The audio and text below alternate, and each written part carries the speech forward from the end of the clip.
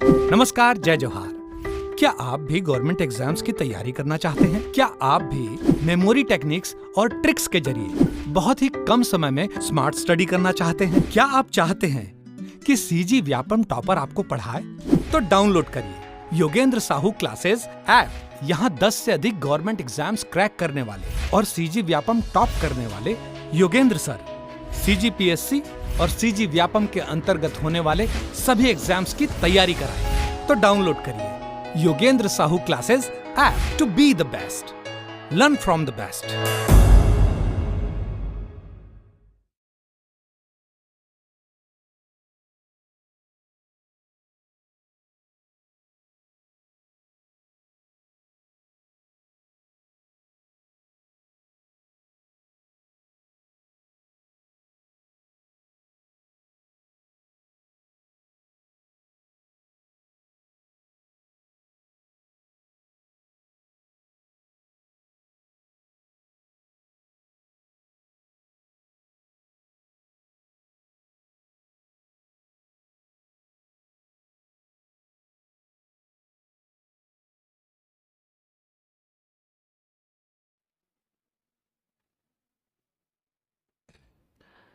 चलिए, लोक कला संस्कृति, इसका जो अपडेटेड पीडीएफ है मैं दे दिया था, प्रोवाइड करा दिया हूँ। ठीक है, ऑनलाइन भी एक पीडीएफ है और उसके अलग अलग टॉपिक अलग अलग वीडियोस में मैंने कवर कराए हुए हैं। ठीक, हो सकता है कुछ टॉपिक्स आगे पीछे मिले। अभी वर्तमान में छत्तीसगढ़ के प्रमुख मेले देखेंगे। इस क्लास में 3-4 टॉपिक देख लेंगे। ठीक है, ध्यान से सुनना। प्रमुख मेले याद करते चलना, नोट्स अवेलेबल है, सिर्फ याद करना। ठीक, तो प्रमुख मेले, अब मेला मड़ई एक हम लोग के गांव में होता है, वो अलग जनवरी दिसंबर फरवरी ये सब मेले महीने में होता है। ठीक, झूला झूलने जाते होगे, 10 रुपये 20 रुपये में आकाश झूला। ठीक है, और वो क्या था, ब्रेक डांस, और अलग अलग टाइप के झूला झूलने जाते हो, फिर उल्टी करते हो किसी न किसी के मुंह में, है ना। मेरा एक्सपीरियंस रहा है, एक जन लड़की बाल खोल के बढ़िया झूल रही थी, वो नाव वाले में ऐसा झूलते नहीं, उसमें झूलने से पहले मैं वो जो ब्रेक डांस एकदम ऐसे ऐसे झटका वाला आता है, उससे पहले चाट खाया हुआ था, गुपचुप और चाट भर भर के। तो ब्रेक डांस में अंदर पेट खड़बड़ा गया हलचल हो गई। और नाव वाले में बैठा सबसे टॉप पे, और लड़की का बाल खुला था, उसमें चले गया, लेकिन उसको पता नहीं चला, उस टाइम पता नहीं चला बाल खुला था। जैसे ही रुका, कूद के भागा बाद में ऐसे बाल लहरा रही हो तो देख रही भाई ये गुपचुप चाट मैं तो खाई नहीं थी कहाँ से नेक्स्ट। तो वैसे ही छत्तीसगढ़ में भी मेले लगते हैं कुछ कुछ ओकेशन पे, कोई त्यौहार हो गया, कोई पर्व हो गया, है ना, कोई तीज त्यौहार, इस समय मेले लगते हैं, उसको हमको पढ़ना, वो पूछा जाता है एग्जाम में, और लोक कला संस्कृति आर्ट एंड कल्चर के अंतर्गत कवर होगा। बताते चल रहा हूँ, जैसे रिलेट करके याद किया वैसे आप करना, याद हो जाएगा परमानेंट। ठीक है, देखो बसंत पंचमी या माघ शुक्ल पंचमी, क्योंकि माघ शुक्ल पंचमी जो पड़ता है उसी को बसंत पंचमी बोलते हैं। इस समय कहाँ पे मिलता है पूछा जाए, मेला लगता है अगर पूछा जाए तो क्या बताना, कुटी घाट का मेला। कुटी घाट का मेला जांजगीर चांपा में। ठीक है, कुटी घाट का मेला जांजगीर चांपा। अब इसको ऐसे याद कर लिया, कुटी घाट आमतौर पे जो खाई वाले जगह रहते हैं, पहाड़ी क्षेत्र रहते हैं, उसमें खबर मिलती रहती है कि बस खाई में गिर गया या घाट में गिर गया, तो बस से आगना बसंत पंचमी, घाट से आगना कुटी घाट। तो कुटी घाट का मेला बसंत पंचमी, माघ शुक्ल पंचमी। ठीक है, नाग पंचमी या सावन शुक्ल पंचमी। सावन शुक्ल पंचमी देखो अल्टीमेटली उसी दिन नाग पंचमी मनाते हैं, तो मैं ये वर्ड बता रहा हूँ, इसमें जाना। नाग पंचमी का मेला या नाग पंचमी के दिन कौन सा मेला लगता है पूछा है, तो जांजगीर चांपा में दल्हा पहाड़ का मेला लगता है। क्या दल्हा पहाड़? दल्हा पहाड़ विस्तृत है उधर जांजगीर चांपा शक्ति तरफ। तो उसको ऐसे याद कर लिया, आमतौर पे नाग को क्या पिलाते हैं, दूध, आप क्या कर लेना, दाल पिला देना। तो नाग को दाल पिलाए, नाग से नाग पंचमी, और दाल से दल्हा पहाड़ का मेला। ठीक है, वो माऊ वाला कहानी बताया था, दूध और बॉर्नविटा दूध वाला। ठीक, तो बस रखना। नवरात्रि का मेला देखो, इसको याद करने की जरूरत नहीं, और मेरे ख्याल से जितने लोकेशन है कहीं घूमने फिरने गए होगे या सुने ही होगे, ये सब जगह घूम फिर के आ गए होगे। जैसे यहाँ रह रहे हो, मैदानी क्षेत्र में रह रहे हो, तो डोंगरगढ़ तो गए होगे।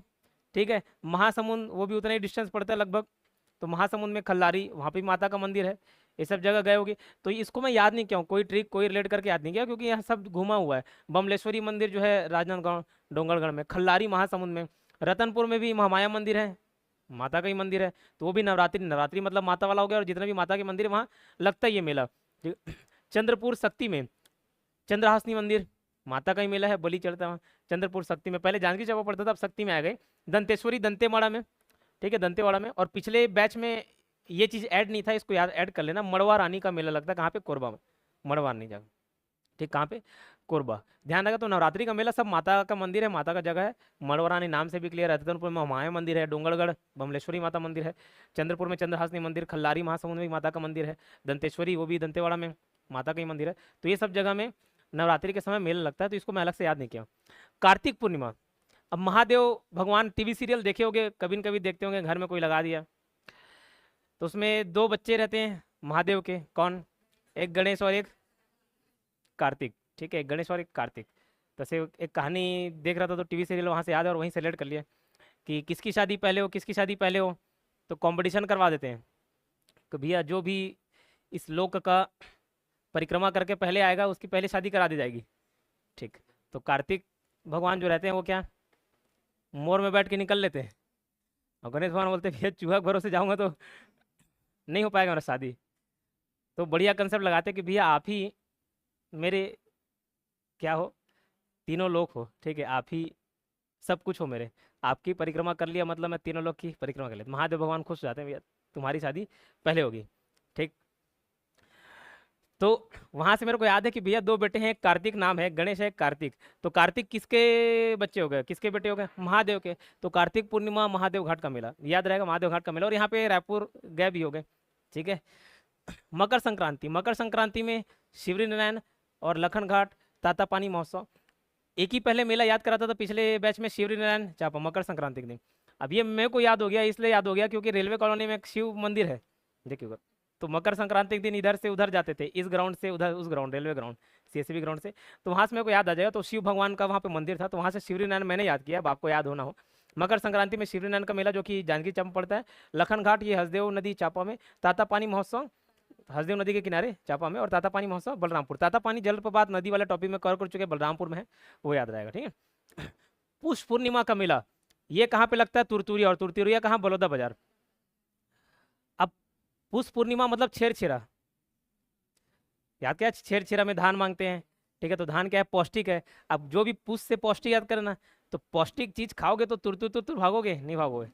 तुरतुर तुरतुर मतलब थोड़ा स्पीड से भागना, जैसे चूहा कैसे दौड़ता है? तुरतुर तुरतुर मतलब एकदम स्पीड से। तो पौष्टिक खाना खाओगे तो कैसे भागोगे? तुरतुर तुरतुर। तुरतुरिया का मेला, ठीक है। और साथ ही चंपारण रायपुर का भी मेला लगता है, इसको भी ऐड करवाया बाद में। फाल्गुन का मेला गिरौदपुरी। फाल्गुन से मेरे को फालूदा याद आता है। और जब फाल्गुन माह भी था, उसके अंतर्गत जितने भी त्यौहार थे, पर्व थे, पंडुम थे, उसको फालूदा से रिलेट करके याद करते। भीम पंडुम, भीमल पंडुम, मेघनाथ, याद है ना, कांटे पंडुम, तो सब रिलेट करके याद करें। वैसे फाल्गुन देखो तो वही फालूदा याद करता है। फालूदा सुपेला में बढ़िया आइसक्रीम निकाल के देखो, उसमें सेवई डाले रहता है, ठीक है। तो चाहे वो कांटा वाला चम्मच दे चाहे नॉर्मल वाला चम्मच दे, हमेशा जब भी खाने से गिरता है, ठीक है। तो फालूदा गिरता है, गिरने से गिरौदपुरी। सर एक बस भी गिरा था, हाँ, लेकिन वो कहाँ? घाट में। तो वो कुटी घाट वाला है, बसंत पंचमी। तो ये क्या गिर रहा है? ये फालूदा गिर रहा है, ठीक है। वो बस गिरा, ये फालूदा गिरा, ठीक है। तो फालूदा से आगना फाल्गुन का मेला, गिरने से आगना गिरौदपुरी, बलौदा बाजार, ठीक। कृष्ण जन्माष्टमी रायगढ़। तो राय बिहारी, पांके बिहारी ऐसे नाम रहते हैं कृष्ण भगवान का। तो कृष्ण जन्माष्टमी रायगढ़ में लगता है। रामनवमी, अब देखो रामनवमी, अब इसको मैंने ऐसे याद कर लिया। रामनवमी वैसे भी देखो भीड़ भड़क कर रहेगा ही, राम भगवान से रिलेटेड है रामनवमी, भीड़ भड़क कर रहेगा। तो वहाँ कुछ न कुछ खाने का आप डिमांड करते होगे, जब छोटे रहोगे तो फुग्गा का, कुछ खाने का, ठीक है। वो एक बूढ़ी बाल आता था नहीं, बूढ़ी बाल, बूढ़ी बाल, बूढ़े बाल, बूढ़ी बाल गुलाबी वाला, अलग अलग प्रकार के बाल आते हैं मार्केट में, ठीक है। बूढ़ी बाल गुलाबी वाला रहता है, बूढ़ा बाल सफ़ेद वाला रहता है। तो ऐसे ही अलग अलग प्रोडक्ट खाने के लिए डिमांड करते हैं। यहाँ पे क्या खाने के लिए डिमांड करोगे? डंडा खाबो। का खाबो? डंडा खाबो मतलब खाएंगे, ठीक है, डंडा खाबो। तो ड से डबरा का मेला, ड से डबरा का मेला, ठीक है। फिर ड से डोंगरगढ़ का मेला, ख से खल्लारी, और भो से डबरा का मेला जांजगीर चांपा, ठीक है। फिर डोंगरगढ़ का मेला, डोंगरगढ़ अपना राजनांदगांव पड़ेगा। खल्लारी का मेला है, खल्लारी महासमुंद में पड़ेगा।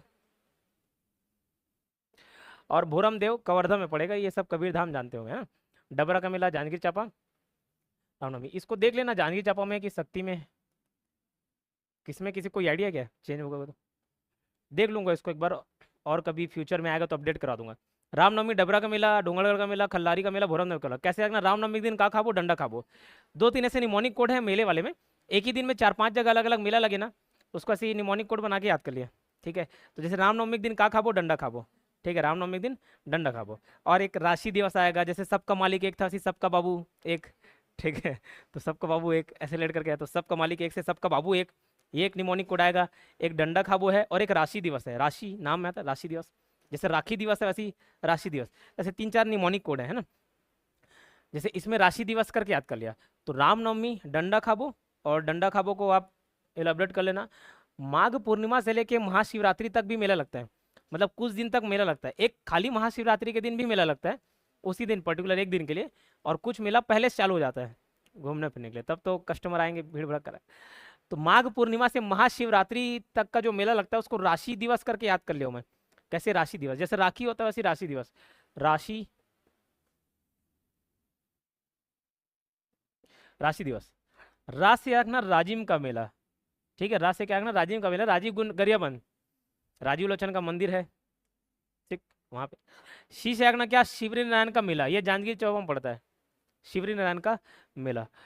फिर दी से रखना दामाखेड़ा और कुदुरमल का मेला, ठीक है, दामाखेड़ा और कुदुरमल का मेला, क्लियर। और जो स है दिवस, ये स से रखना सिरपुर का मेला, सिरपुर तो महासमुंद में पड़ता है। तो सर वह से क्या था, वह से कुछ नहीं था, राशि दिस बोलते हैं, कुछ जुड़ता नहीं, ठीक है, काला दिस है ना, तो राशि क्या दिया ऐसा जाता, ठीक है। तो राशि दिवस कर लिया, थोड़ा मीनिंगफुल वर्ड बन जाए तो याद रहेगा। तो राशि दिवस, रा से राजिम का मेला, शी से सूर्यनारायण का मेला, दी से दामाखेड़ा और कुदुरमल का मेला, और स से सिरपुर का मेला, वह से कुछ नहीं है, उसको मीनिंगफुल बनाने के लिए जोड़ दिया, ठीक है। फिर पुष माह का एकादशी, एक पुष माह का पूर्णिमा था, और पुष माह का एकादशी में क्या लगता है, बड़े भजन का रामनामी मेला, ठीक है, बड़े भजन का रामनामी मेला। महाशिवरात्रि का मेला, खाली महाशिवरात्रि, सर पहले भी तो महाशिवरात्रि पड़े, लेकिन वो माघ पूर्णिमा से लेके महाशिवरात्रि तक था, और ये खाली महाशिवरात्रि के दिन का है, ठीक है। तो इसको कैसे याद किया, जैसे सबका मालिक एक वैसे बोलते नहीं, वैसे सबका बाप एक नहीं, सबके अलग अलग है। सबका बापू नर्म दिल का, ऐसे एक मत कर देना, नर्म दिल का। जैसे हर किसी के पिताजी नर्म दिल के होते नहीं, जो मंगो दिलाते कि नहीं दिलाते, खास करके लड़कियों को चाहते रहते कि नहीं रहते, ठीक। मेरे को याद है जब मेरी बहन ने स्कूटी मांगी, सबसे पहला स्कूटी सेकंड हैंड आया था प्लेजर, ठीक है। तो बस एक बार बोली कि मेरे को जरूरत पड़ता है प्लेजर, तुरंत उसी दिन जाके दूसरे डील करके आ गए। और मैं, मेरा जो इग्नाइटर लाल कलर का था, मैं 12वीं जस्ट पास किया, उसके बाद का वो गाड़ी है 2013 में। तो इग्नाइटर मंगा, तो पहले पापा अलग सोटे, फिर मम्मी अलग सोटी, ठीक है। तो एक हफ्ता खाना नहीं खाया था, मतलब घर में नहीं खाया था खाना, तो खाता था बाहर जाकर खा लेते थे मुंह फुला के। तो एक हफ्ता बाद दोनों का दिल पिघला, तब जाके वो इग्नाइटर आया, ठीक है। तो वैसे ही पिताजी जो रहते हैं नर्म दिल के रहते हैं, ठीक है। तो सबका बाबू क्या है, नर्म दिल का है, ठीक। तो सब से आगना सेमर ताल का मिला, ठीक है, सब से आगना क्या, सेमर ताल का मेला। का से आगना किलकिला का मेला, ये किलकिला का मेला जसपुर में, सेमर ताल का मेला बिलासपुर में। बापू से कापू याद कर लेना, बापू से काकू याद, सबका बापू, बापू से कापू का मेला, ये सरगुजा संभाग तरफ लगता है। और नर्मद दिल से आगना, नर्म दिल से नर्मदा का मेला, सबका बाबू नर्म दिल का, ठीक है। तो नर्म दिल से आगना नर्मदा का मेला राजनांदगांव में, ठीक है, क्लियर। किस में आ गया है, ठीक है। लीलू वहीं से है, तो बता रही हैं कि खैरागढ़, छुई खदान और गंडई ये चेंज हो गया है, तो इसको अपडेट कर लीजिए, नर्मदा का मिला, खैरागढ़, छुई खदान और गंडकी। गंडई भी तीर्थ स्थल है, गए हो, नहीं गए कोई, ठीक, चलिए। गए हो, दिनेश जाके आगे और ठीक, ठीक है, ठीक है। दिनेश भैया की अपनी अलग पसंद। लोक महोत्सव और मेला, तो ये मड़ई मेला सब वैसे ही है, छोटे मोटे कार्यक्रम, क्या अंतर है मेरे को नहीं मालूम। लोक महोत्सव तो ये भी पूछा था, डायरेक्ट पूछ देगा तातापानी महोत्सव कहाँ मनाते हैं, तो हाँ बलरामपुर। अब इसको ज़्यादा रिलेट नहीं किया, क्यों, क्योंकि आधे ज़्यादा जगह रिलेट कर, मतलब पहले से मालूम है कि तातापानी बलरामपुर है, ठीक है, सिरपुर है तो महासमुंद में है, तो जगह का नाम मालूम है, आधा जगह ज़्यादा जगह तो घुमा गया हुआ है, तो उसको रिलेट नहीं किया हूँ, ठीक है। एक आध एक्स्ट्रा कुछ पॉइंट होगा जो मेरे को नहीं मालूम था, उसको मैंने याद किया है, उसको बताते चलूंगा। बाकी तो जगह का नाम है, जैसे तातापानी बलरामपुर में, रामगढ़ सरगुजा में, और ये सबको पहले याद करा दिया था मैं, कहीं ना कहीं बताऊंगा। एक रामगढ़ पहाड़ी था, रामगढ़ की पहाड़ी है, ठीक है, और एक राम झरना है। गढ़ वाला गढ़ में नहीं था बताया, रामगढ़, हमेशा कंफ्यूजन होता है, रामगढ़ वाला गढ़ में नहीं है, तो राम झरना गढ़ में है, मतलब रायगढ़ में है, और ये रामगढ़ जो है सरगुजा में है। तो इसको हिस्ट्री, एंशियंट हिस्ट्री जब पढ़ाता था तो ऐसे ही बताता था कि राम सीता लक्ष्मण ये सब सम्मानीय व्यक्ति हैं, पूजनीय है, तो पूजनीय को सर मैडम करके डिनोट करते हैं। तो सर मैडम किसको बोलेगे, राम को बोलोगे, लक्ष्मण को बोलोगे, सीता को बोलोगे, अजीत जोगी को बोलोगे। तो रामगढ़ का गुफा, लक्ष्मण बेंगरा, सीता बेंगरा, जोगी मारा, ये सब की गुफा कहाँ है, सरगुजा में। तो उसी रामगढ़ महोत्सव पहले याद करा चुका हूँ, रामगढ़ महोत्सव कहाँ पे, सरगुजा में। कुदरगढ़ महोत्सव सूरजपुर में। तो ये कुदरगढ़ से कूदना रिलेट करके याद कर लियो। आमतौर पर से कहानी सुने होंगे ना पद्मावती का, और अलग अलग जो जौहर कर लेती हैं तो उसमें आग में कूद जाते नहीं, आग में कूद गए, आग से सूरज रिलेट कर सकते हो, नहीं कर सकते। तो सूरज से सूरजपुर, कूद गए से कूदरगढ़। मैन पार्ट सरगुजा, ये सबको मालूम है। कोरिया बैकंठपुर ये वहाँ पड़ता है तो याद है मेरे को। चक्रधर समारोह ये रायगढ़ में, चक्रधर राजा थे है ना, उन्हीं की याद में ये महोत्सव मनाया जाता है रायगढ़ में। शिवरीनारायण महोत्सव, शिवरीनारायण कई बार आ चुका है, नदी पढ़ाते हर जगह बताते हुए कवर हो गया कि वो कहाँ पे, जांजगीर चांपा में। जाजल्य देव महोत्सव जांजगीर में मनाते हैं। एक्चुअली जाजल्य देव जो था, इतिहास में आप पढ़ोगे, एक राजा था, ठीक है, कलचुरी वंश का। तो वो राजा ने अपने नाम पे एक राजधानी बनाई, जगह बनाया, उसका नाम रखा, शहर बसाया जाजल्यपुर। वो बाद में अपभ्रंश होकर क्या हो गया, जांजगीर हो गया, ठीक है। तो जाजल्य देव महोत्सव वहीं जांजगीर में ही मनाया था। मल्हार महोत्सव बिलासपुर में। रतनपुर, बिलासपुर। ये मल्हार भी पहले किसी ने बसाया था, नाम बाद में चेंज कर दिया, प्रसन्नपुर नाम से जगह बनाया था, ठीक है, उसको चेंज करके मल्हार कर दिए। रतनपुर, बिलासपुर, ये रतनपुर महोत्सव बिलासपुर में। राउत नाचा महोत्सव भी बिलासपुर में फेमस है। मतकुद्वीप का मेला ये मुंगेली में लगता है, ठीक है, दखान बैतलपुर मुंगेली, ईसाइयों का मेला है, ईसाइयों का तीर्थ स्थल मतकुद्वीप। चंपारण का मेला रायपुर में वल्लभाचार्य की जयंती पर। सोनाखान महोत्सव ये बलौदा बाजार में लगता है, सोनाखान महोत्सव, सोनाखान बलौदा बाजार में। तो ये भी अभी मॉडर्न हिस्ट्री पढ़े होगे तो कवर हो गया होगा, तामेसर पढ़ाए होंगे, ठीक। हाँ, वीर नारायण सिंह वाला, वो कहाँ के जमींदार थे पूछा तो सोनाखान के, ठीक। किसी दूसरे का गोदाम से अनाज भसका दिए और बंटवा दिए थे प्रजा में, इसी वजह से उसको फांसी दे दी, ये सब सुने होगे, ठीक है। तो सोना खान, अगर वो याद नहीं होगा तो सोना लेने कहाँ जाओगे, बाजार में जाओगे, बलौदा बाजार, सोना खान बलौदा बाजार। सिरपुर महोत्सव महासमुंद। करिया ध्रुव मेली अर्जुनी महासमुंद। तो ये अर्जुनी से अर्जुन याद आता है, अर्जुन, अर्जुन बोलो, कृष्ण बोलो, भीम बोलो, राम बोलो, सब ऐसे कैरेक्टर दिखाते कि काले कृष्ण, काले राम, काले ऐसे दिखाते नहीं, तो ऐसे अर्जुन भी वैसी रहा होगा। अब टीवी सीरियल में दिखाते तो एकदम स्मार्ट रहता है, ठीक है, गोरा चिट्टा सिक्स पैक वाला, ठीक। लेकिन हम इमेजिन कर लेते हैं कि अर्जुन क्या थे, काले। तो करिया ध्रुव मेला कहाँ, अर्जुनी। अब कुछ कुछ नाम ऐसे रहते हैं हर जिले में मिल जाएंगे आपको, ठीक है। तो अर्जुनी दुर्ग में भी अर्जुनी दुर्ग है, और एक अर्जुनी, ये वाला अर्जुनी महासमुंद है। तो छोटे मोटे जैसे पाटन, इधर भी और दूसरी जगह पाटन दिख जाएगा। यहीं जाओगे वो रोड में तो एक क्या नाम पड़ता है, अमली गाँव, वो अमली गाँव दुर्ग जिले में आता है। जस्ट और आगे क्रॉस किए तो एक और अमली गाँव मिलेगा, वो रायपुर वाला है। अमली गांव पड़ता है, अमली डी, ठीक। तो मिलता है कि नहीं मिलता, अलग अलग जिले में, तो ऐसे कंफ्यूज नहीं होना, ठीक है। खल्लारी महोत्सव, खल्लारी महासमुंद। कर्णेश्वर महादेव का मेला धमतरी। अब ये कर्णेश्वर महादेव का मेला, ये मैं पहली बार सुना था, जगह घुमा भी नहीं था, तो उसको धमतरी कैसे याद कर लिए, कर्ण से याद कर लिए, कर्णेश्वर। अब अगर थोड़ा बहुत महाभारत के टीवी सीरियल देखे होगे तो उसमें कर्ण हमेशा ललकारते रहते थे नहीं, अर्जुन को धमकी देते, आ लड़ ले लड़ ले लड़ ले, ठीक है। तो धमकी दिया, धमकी से धमतरी। कर्णेश्वर महादेव का मेला धमतरी। श्रृंगी ऋषि का मेला, जब नदी वाला टॉपिक पढ़ा रहा था तो वहाँ बताया कि सिहावा पर्वत धमतरी, वहाँ पे कमंडल लेके बैठे थे, कौन तब कौन कर रहे थे, श्रृंगी ऋषि। उनके हाथ से लोटा गिर जाता है, कमंडल गिर जाता है, पानी का बहाव होता है, और वही फिर महानदी के नाम से जाना था, ऐसे कुछ कहानी पढ़े थे, तो वहाँ से याद आया सिहावा पर्वत। तो ये मेला कहाँ लगेगा, श्रृंगी ऋषि का मेला सिहावा धमतरी। पुन्नी मेला राजिम, राजिम का पुन्नी मेला पढ़े थे, ठीक।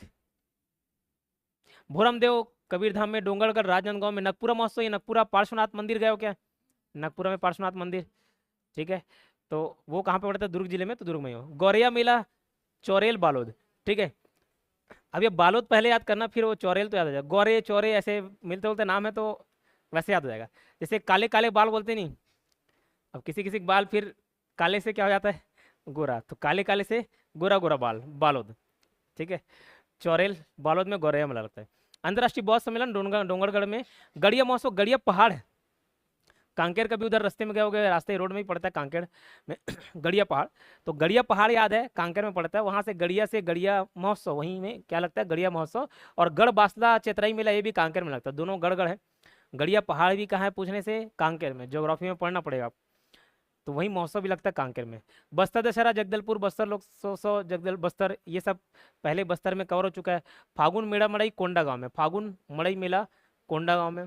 मड़ई महोत्सव नारायणपुर, ये फेमस है। मड़ई महोत्सव कहाँ, नारायणपुर में। ऐसे मड़ई मेला, मड़ई हम लोग आमतौर पे मेला को मड़ई बोल देते हैं, ठीक है। लेकिन अलग से एक मड़ई महोत्सव और 4 जिले का नाम अलग से नाम दिया जाए तो कोंडा गांव मारना, सॉरी नारायणपुर मारना। फागुन मड़ई मेला कोंडा गांव मारना, और मड़ई महोत्सव काली दिया तो नारायणपुर।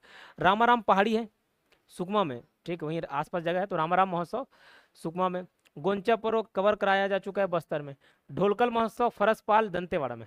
तो ये ल आ रहा है, दोनों में थोड़ा राइम कर गया, याद आ जाएगा। ढोलकल महोत्सव फरसपाल दंतेवाड़ा। और दंतेश्वरी फागुन मड़ई उत्सव बस्तर क्षेत्र में 9 दिनों तक आयोजित किया जाता है।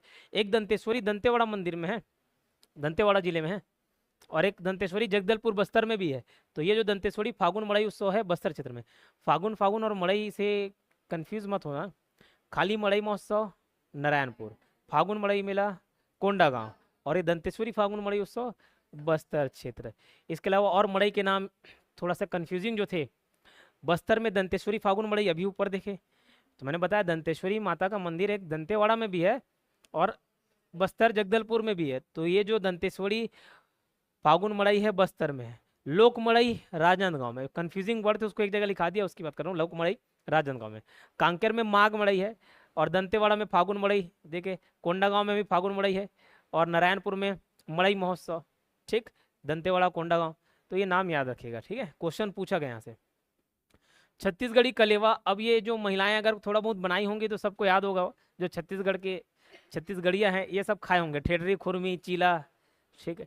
तो इसको किससे बनता है मैं नहीं पढ़ा हूँ, ठीक है, मैं भी खाया हूँ, बनाया नहीं हूँ तो मेरे भी अच्छे से याद नहीं है सब, आपके लिए छोड़ रहा हूँ, ठीक। खैर कुछ कुछ ये ठेठरी चना बेसन से, पीला पीला दिखते नहीं, चना बेसन, ठेठरी।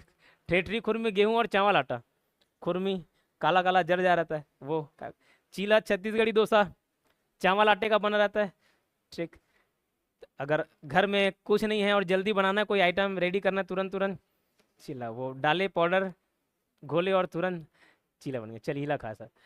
तो ये मीठा है नमकीन है, ये सब भी देखते चलना, ठीक है। और ये देखो ये विशेष दे दिया है। अब ये तो ऐसा है कि देखो तीजा में चीला बन रहा है, तो ऐसा नहीं, हम हमारे घर तो डेली वही बन रहा है, ऐसा हो गया, ठीक। तो विशेष को आप पढ़ लेना, अगर एग्जाम में कभी पूछ दे तो विशेष किस अवसर पर बनता है। जैसे भजिया दिया है, तो भजिया जैसे अतिथि सत्कार के समय गुलगुल भजिया, तो क्या अतिथि आते तभी गुलगुल भजिया खा रहे हो, बाकी टाइम नहीं खाते, या खाते हैं नहीं, तो ये विशेष वाला पढ़ लेना। गुलगुल भजिया गेहूं आटा बने रहता है। सुहारी पूड़ी बोलते हैं सुहारी पूड़ी आते नहीं, गेहूं आटा का। भजिया बेसन का। देरौरी ये रसगुल्ला है, दरदरे चावल से बनाया था मीठा। अइटसा खाओगे, चावल आटा और गुड़ का बनाया था। पपची ये चावल गेहूं आटा और गुड़। फरा चावल आटा। बोबरा गेहूं आटा और गुड़। तस्मई खीर को बोलते हैं दूध चावल और शक्कर का। बड़ा बड़ा अलग अलग प्रकार का बड़ा है, ठीक। पीड़िया मैदा शक्कर चावल आटा शक्कर। लाटा, ये लाटा बचपन में खाए हो गया आप, पूरा लकड़ी चूसते चाटते लकड़ी गायब होते तो खाते थे 1 रुपए का 4, हमारे ज़माने में 1 रुपए का 4 मिलता था तो लाटा। इमली नमक मिर्ची धनिया लहसुन जो डालना है सब डाल देना, ठीक है। इधर कोचाई पत्ता पीठी युक्त भजिया है, जीभ खुजलाता है, खाने से खुजलाता है ना, जीभ खुजलाता है इसको खाने। बिजौरी, वो तिल तिल वाला दिखते रहेगा बिजौरी। दूध फरा, ये चावल आटा और दूध। फरा, फरा और मुठिया में क्या अंतर है, फरा थोड़ा पतला रहता है, मुठिया कैसे ठीक बिना हाथ धोए ऐसे पूरा शांत मुट्ठी से बना रहे हो, मुठिया या बड़ा बड़ा बना तो मुठिया, और उसी को ऐसे से बेल दिए इतना साइज का फरा। उसी दूध में मीठा खाने का मन है, दूध शक्कर में मिला दिए, दूध फरा हो गया, ठीक है। तो ये सब खाए हैं, बनाए नहीं होगे, और खाए बनाए दोनों हो गए, तो याद रख लेना, ठीक है। तो इसको मैं आपके ऊपर छोड़ रहा हूँ, ये देख लेना, ऐसे तो याद रह जाएगा मेरे ख्याल से। चावल आटा है गेहूं आटा है, पूछा गया क्वेश्चन है ना, पीएससी में पूछ देता है खासकर ये तो अलग एक वीडियो में कवर हो गया, बता चुका हूँ। आभूषण लोक नृत्य ये भी हो गया है। जो ऑनलाइन देख रहे होंगे थोड़ा आगे पीछे है, वीडियोस देख लेना, पीडीएफ को प्रिंट आउट निकलवा लीजिएगा आप, आगे पीछे कवर है वीडियोस तो देख लीजिएगा।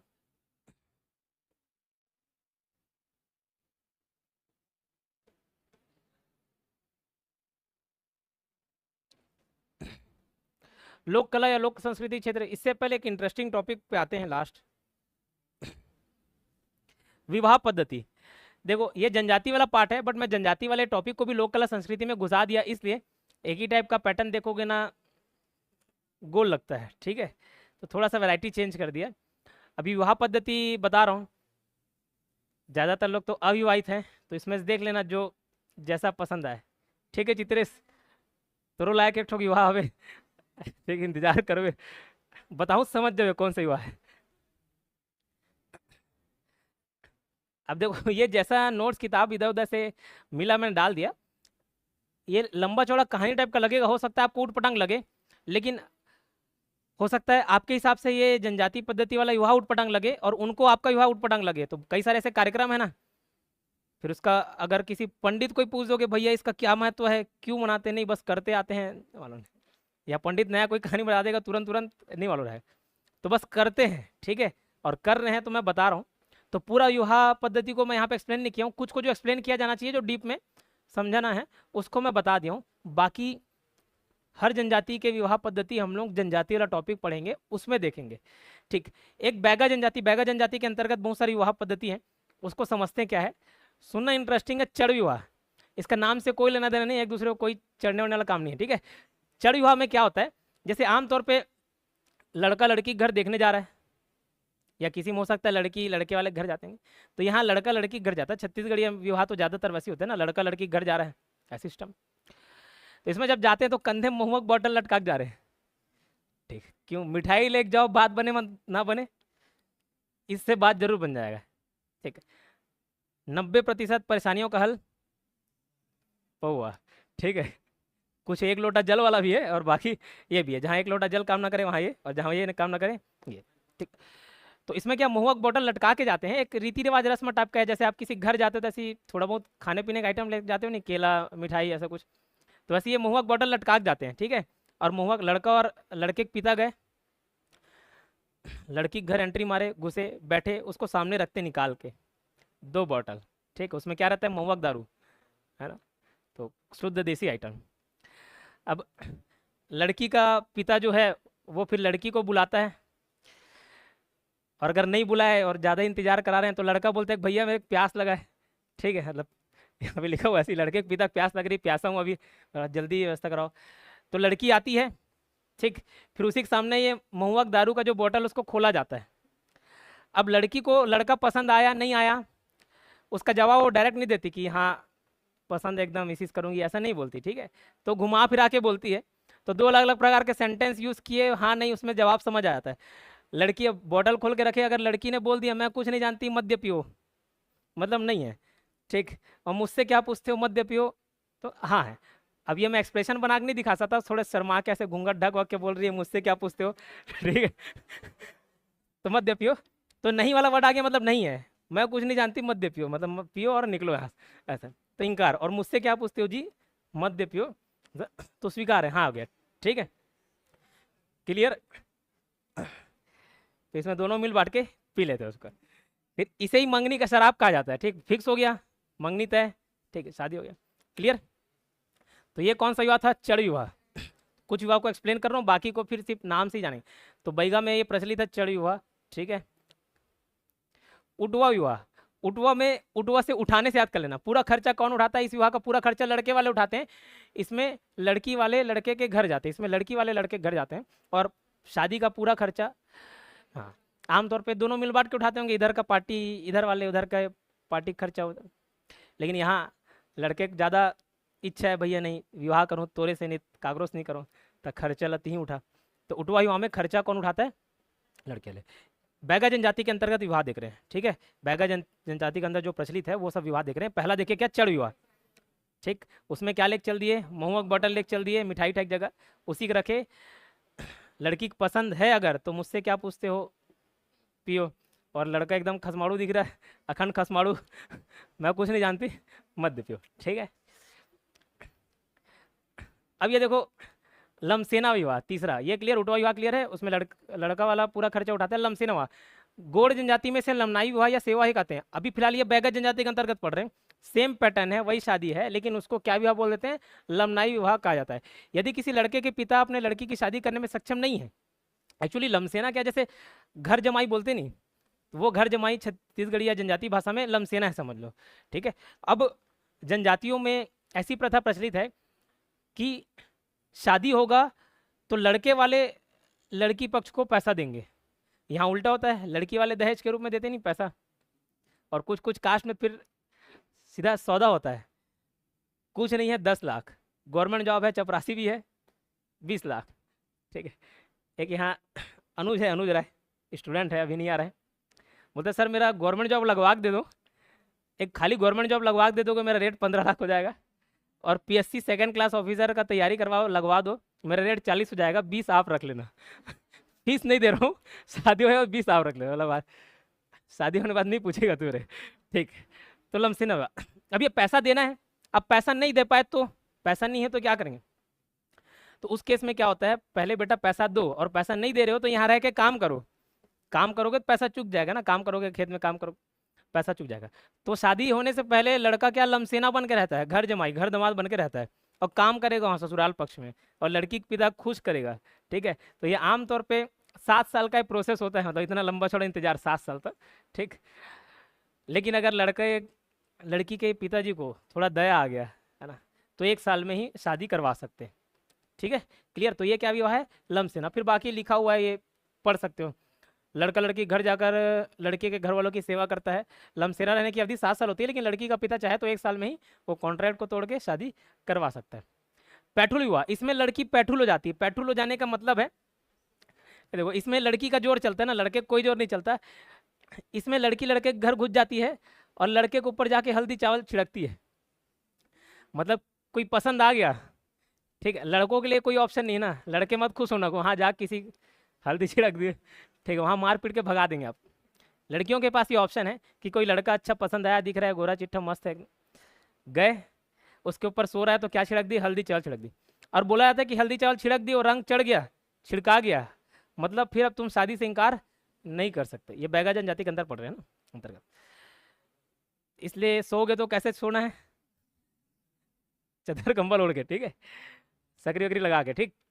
तो इसमें क्या, चावल हल्दी चावल छिड़क देते हैं, और फिर अब जानकारी मिलेगा लड़के के घर वाले, लड़के घर घुस गए, फिर बताएगा लड़के वाला भैया ये ज़बरदस्ती छिड़क दी चावल, अब क्या करें, शादी करना पड़ेगा। तो उस टाइम आनंद फानन में एक शादी कराते हैं, और लड़की घर वाले को इन्फॉर्म कर दे, भैया तुम्हारे घर की लड़की हमारे यहाँ आके पैठुल हो गई है। पैठुल होना बोलते हैं इस टर्म को, क्या होना, पैठुल होना। फिर दोबारा शादी कराते हैं, अभी तो ये फॉर्मेलिटी वाला था, फिर रियल वाला शादी कराते हैं जिसमें सब आएंगे खाने पीने के लिए, ठीक है। इसमें लड़की लड़के के घर घुस जाती है और लड़के के ऊपर जाके हल्दी चावल छिड़कती है, जिसका मतलब होता है कि लड़के ने लड़के को चुन लिया। लड़के का पता इस घटना के बाद गांव के प्रमुख को बुलाकर जानकारी देता है, और कि लड़की हमारे घर पैठुल हो गई। फिर गांव के बाकी लोग को बुलाया जाता है तथा आंगन में मंडप गाड़ के शादी करा दिया जाता है। लड़की के पिता को जानकारी दी जाती है, फिर लड़की वाले लड़के घर पहुंचते हैं और फिर से शादी कराया जाता है। शादी के समय लड़कों से कुछ पैसा लिया जाता है, और अगर लड़का पैसा देने में असमर्थ हो तो फिर वही लमसेना, पैसा देना रहता है ना, ये याद रखना, ज़्यादातर जनजाति में यही प्रथा प्रचलित है, ठीक। तो देख लो कन्याओं, कोई पसंद हो तो छिड़क देना जा। चोर या ले भागा विवाह, नाम से ले भागा, लेक चल दिया है, चोरी कर भाग के, तो भाग के शादी अलग अलग, यहाँ भाग के शादी जैसे आर्य समाज में यहाँ जाग कर रहे हो, भाग के ही कर रहे हो। आर्य समाज में फिर एक ही व्यवस्था रहती है, तो भाग गया तो वहीं शादी है ना, बिना खर्चे हो जाता। तो एक प्रकार का प्रेम विवाह है जिसमें लड़का लड़की खुद की मर्जी से भाग कर शादी कर देते हैं, बाद में अपने अपने घर में संदेश भिजवाते हैं, बाहर किसी जगह पर उनके घर वाले उनसे मुलाकात करते हैं, समझा बुझाकर घर वापस लाते हैं और समान तरीके से विवाह कराता है। एक नॉर्मल प्रोसेस को यहाँ पे लिख दिए हैं, ठीक है। कुछ नहीं, शादी कर लिया, भाग के क्यों करना पड़ रहा है, घर वाले की मर्जी नहीं होगी इसलिए, ठीक। फिर बाद में बताते हैं, घर आने से डरते हैं इसलिए बाहर कहीं मुलाकात का व्यवस्था कराते हैं, घर जाएंगे तो कुटाई होगा, ठीक। तो बाहर कहीं व्यवस्था कराए, वहाँ घर वाले अब शादी कर लिए, एक्सेप्ट तो कर ही लेते हैं ना बाद में, एकदम कोई कट्टर है तो नहीं करते अलग बात है, बाकी एक्सेप्ट कर ही लेते हैं। तो समझा बुझा के घर वापस लाते हैं, पहले सुटाई करते हैं, उसके बाद शादी हो गया विवाह भी करवा देते हैं। ये क्या है, चोर या लेभागा विवाह। उधरिया हुआ भी वैसे ही है, लड़का लड़की अपनी मर्जी से किसी दूर के रिश्तेदार की सहायता शादी कर लेते हैं। इसमें क्या है, घर वाले नहीं मान रहे हैं, कोई रिश्तेदार मान रहा है तो उसकी सहायता से शादी करवा लिया जाता है। बाद में इसमें भी मना समझा के वापस लाया जाता है और शादी करवा दिया जाता है। ऐसे विवाह में दोनों पक्ष की मर्जी नहीं होती, शादीशुदा लड़की अपने पति को छोड़कर किसी दूसरे लड़के के घर घुस जाती है, तब लड़के के घर वालों की तरफ से समस्त गांव को बुलाया जाता है। अब देखो ये पॉलीगामी मोनोगामी सुने हो क्या? एक अंग्रेजी में एक वर्ड है मोनोगामी, हाँ, एक के साथ शादी रहे तो मोनोगामी, और पॉलीगामी, पॉली मतलब बहुत और गैमी मतलब विवाह, तो पॉलीगामी मतलब बहुपति या बहुपत्नी विवाह। तो जनजातियों में बहुपति बहुपत्नी सब चलता है, ठीक है, एक से ज़्यादा पति होता है। तो उधरिया हुआ है, पुराना पति पसंद नहीं आ रहा है, दारू पी मार पीट रहे हैं, ठीक है, दूसरा कोई पसंद आया चलता है वहाँ, ठीक है, विवाह कर लिए, विवाह कर लेते हैं, ठीक है, शादीशुदा लड़की अपने पति को छोड़कर किसी दूसरे लड़के के घर घुस जाए, ठीक है। अब चूंकि वो पहले से किसी और दूसरे के साथ रही है, ठीक, तो उस टाइम माना जाता है कि अब नए लड़के के साथ आ रही तो उसको पहले पवित्र करना है। तो पवित्र करने का प्रोसेस क्या? एक लोटा जल, सारी समस्याओं का हल। तो एक लोटा जल डाला जाता है उसके देवर के द्वारा, अगर देवर नहीं है तो और कोई मुंह बोला भाई डाल देगा, लड़के का भाई। एक लोटा पानी छिड़क दिया, मतलब वो क्या हो गई, ठीक है, नहा वहा के नहीं आया है तो एक लोटा। इससे बोला था कि क्या हो गया, ये जो लड़की है वो पवित्र हो गई, अब शादी करने को तैयार है। इसका अर्थ यह माना जाता है कि लड़की पवित्र हो गई। अगले दिन गांव के सभी लोगों को शराब पिलाती है खुशी माहौल में, और लड़का का पहला पति, अब इसको तो नुकसान हो गया ना, काहे, शादी किया होगा तो पैसा दे किया होगा, पैसा देना पड़ता है कि नहीं, तो लमसेना ना बनना पड़े करके पैसा दिया, जस्ट पैसा दिया, उसी पैसे के लेकर अगले दिन कोई भाग गया, ठीक, तो उसको नुकसान हो गया ना। तो ऐसा नहीं होता, उस नुकसान की भरपाई की जाती है। तो जो दूसरा लड़का है वो पहले वाले लड़के को, पहले वाले पति को क्या देगा, पैसा देगा, उसको क्या बोलते हैं, दावा। जो हर्जाना वसूल करते हैं उसको क्या बोलते हैं, दावा। ये दावा क्यों दावा कर रहा है, समझ गए। फिर कोरकू जनजाति का विवाह, हाँ, उधरिया उड़ारिया दोनों एक ही है, दोनों सुने होंगे, तो दोनों का मतलब वही है, उधरिया और उड़ारिया, ठीक है, उड़ा के ले गए ऐसे उधरिया। अब कोरकू जनजाति का भी विवाह देख लेते हैं। एक है घर घुसरी विवाह, इसमें क्या है, लड़के लड़की के बीच प्रेम संबंध हो गया और लड़की गर्भवती हो गई। अब ऐसे केसेस देखे जाते हैं जिसमें बाद में लड़का शादी करने से मना कर देता है, ठीक है, चित्रे से खुश हो रहा है, ठीक है, तो इसमें ऐसा नहीं है, ठीक है। तो इसमें लड़की क्या है, भैया लड़का शादी करने से पीछे हट रहा है, तो लड़की लड़के के घर घुस जाती है और फिर दबाव डालती है उसके ऊपर कि नहीं मैं यहीं रहूँ, ठीक, जब तक शादी नहीं होगा यही रहूंगी। तो फिर क्या मजबूरन उसको शादी करना पड़ता है। तो देखो क्या है, लड़के लड़की में प्रेम संबंध के दौरान लड़की के गर्भवती होने के बाद लड़का शादी करने से मना कर दे, तो अब मना नहीं किया तो शादी हो जाएगा, फिर इसको पढ़ने क्या मतलब, मना कर दिया तब की बात देख रहे हैं। तो लड़की लड़के घर घुस जाती है और वहाँ वहीं रहने लगती है, बाद में फिर सामान्य तरीके से विवाह कराया जाता है, ठीक है। तो ये कौन सा विवाह है, घर घुसरी विवाह। तो ऐसा विवाह मत करना भाई। पाटो विवाह, यह एक प्रकार का विधवा पुनर्विवाह है। यदि एक पाटो अलग है, पोटा अलग है, पाटो अलग पोटा अलग, ठीक है, पाटो पोटा, पोटा जैसे किसी जानवर का एक्सीडेंट हो जाता बोलते नहीं पूरा पोटा, लादी पोटा निकल गया है, तो वो पोटा अलग है, हालांकि पोटा विवाह भी है, ये पाटो है, ठीक। ये कौन सा विवाह है, पाटो विवाह है। पाटो विवाह विधवा विवाह है, एक प्रकार का विधवा का पुनर्विवाह। तो जैसे कोई महिला है, उसका हस्बैंड खत्म हो गया, ठीक है, खत्म हो गया, उसके बाद उसको फिर से शादी करना है, शादी करने की इच्छा है, तो वो जो शादी करेगी उस शादी का नाम क्या दिया जाएगा, पाटो विवाह। अगर मर गया है और शादी कर रही, पाटो विवाह। नहीं मरा है और शादी कर लिए, उधरिया, ठीक है, जिंदा रहते विवाह कर ले तो चलता है, इसमें सब चलता है, ठीक। पाटो विवाह यह प्रकार का विधवा पुनर्विवाह है। यदि कोई स्त्री विधवा हो गई तो उसकी शादी किसी दूसरे पुरुष से करवा दी जाती है, क्या है, पाटो विवाह। एक चूरी पहनाई विवाह भी, अलग अलग जनजाति में अलग अलग नाम से मिलेगा, लेकिन प्रोसेस वही है, पैटर्न वही है। चूरी पहनाई, चूरी देखो शादी होता है, चूरी पहनाते हैं, चूड़ी पहनाते हैं, सिंदूर भरते हैं, मंगलसूत्र पहनाते हैं, सब कार्यक्रम होता है। और ये शादीशुदा होने का प्रतीक है कि नहीं है, चूड़ी पहन रहे हैं, सिंदूर लगा रहे हैं। बाद में अगर पति खत्म हो जाता है तो ऐसे चूड़ी तोड़ते कि नहीं तोड़ते, ठीक, तो वापस से चूड़ी पहना दी है उसका देवर, देवर अब खत्म हो गया तो ज़्यादातर देवर से शादी करवा देते हैं, तो वापस से चूड़ी पहना दिए मतलब शादी हो, तो चूड़ी पहना है, वो भी एक प्रकार का क्या है, विधवा पुनर्विवाह। ये भी एक विधवा पुनर्विवाह, पाटो विवाह, पुनर्विवाह, पाटो विवाह। पलायन विवाह, पलायन पलायन करना मतलब समझते हो, भाग जाना। तो कोरकू जनजाति के अंतर्गत लड़का लड़की एक दूसरे को पसंद करे और उनके परिवार वाले राजी नहीं हो तो भाग जाते, बाद में रिश्तेदार खोज खाज कर वापस आते हैं, सुटाई करते हैं, फिर शादी करें। फिर आटो साटो, ये एक्सचेंज वाला है, आटो साटो नाम से थोड़ा लग रहा है आटो, इसी को विनिमय विवाह भी बोलते हैं, विनिमय। 11 12 या बचपन में एक वर्ड सुने होंगे, इकोनॉमिक्स जो पढ़ा होगा, बार्टर एक्सचेंज सिस्टम पढ़े हो गया। पहले के ज़माने में पैसा पैसे का व्यवस्था नहीं था ना, कोई कॉइन्स वॉइन्स चलना तो बाद में, मुद्रा चलना तो बाद में चालू हुआ। तो पहले के ज़माने में खरीदी कैसे करते थे, मेरे पास जैसे धान गेहूँ है और आपके पास और कुछ साबुन सोडा है, तो भैया तुम साबुन सोडा दो, ये लेके चल दो। ये व्यवस्था को विनिमय व्यवस्था प्रणाली बोला जाता था, बार्टर एक्सचेंज सिस्टम। तो ये भी है, पैसे देने की कोई ज़रूरत नहीं। शादी हो रहा है तो पैसा देते हैं नहीं लड़की वाले को, लड़के वाले लोग, ठीक है। इसमें पैसा देने की जरूरत नहीं, क्यों जरूरत नहीं, इधर से एक लड़की जाएगी तो उधर से एक लड़की आएगी, ठीक है। एक्सचेंज, एक घर के भाई बहन दूसरे घर के भाई बहन से, इधर की बहन उधर और उधर की बहन इधर, एक्सचेंज सिस्टम है, ठीक है। तो एक घर के भाई बहन दूसरे घर के भाई बहन से शादी करते हैं और इसमें वधु मूल्य नहीं चुकाना पड़ता, होता है सिस्टम कई जगह होता है। वधु मूल्य क्यों नहीं चुकाना पड़ रहा है, बराबर हो गया, ठीक है। ये कुछ शादी करवा दिया, बस इतने शादी के नहीं, और भी बहुत सारे हैं, लेकिन वो जनजाति के अंतर्गत देखेंगे। ज़्यादा हो गया होगा तो एक बार फिर से मैं रिवाइज करा रहा हूँ, मेरे ख्याल से याद हो गया होगा। बैगा चढ़ युवा नाम से क्लियर है क्या, नहीं नाम से क्लियर नहीं है, ठीक है, अलग है। महुआ महुआ वाला लेके जाते हैं, ठीक है। उठवा युवा खर्चा उठाना, ऐसे ऐड कर सकते हो। लमसेना, लमसेना घर जमाई बना लेना, उसको लमसेना ही बोलते हैं उसको, ठीक। तो पैसा नहीं है अगर और शादी करने की इच्छुक हैं तो भैया पहले सेवा करो, ऐसे नहीं ले। पेट्रोल युवा पेट्रोल होना, छिड़काव जो है, ठीक। चोर या ले भागा युवा, ये समझ गए, भाग गए, शादी भाग के शादी कर लिए। उधरिया युवा, लड़की अभी शादीशुदा है, अपने एक पति छोड़ के दूसरे के पास चल दिए, ठीक है। और जो पहला पति दूसरे पति से हर्जाना वसूलेगा उसको क्या बोला जाएगा, दावा, ठीक।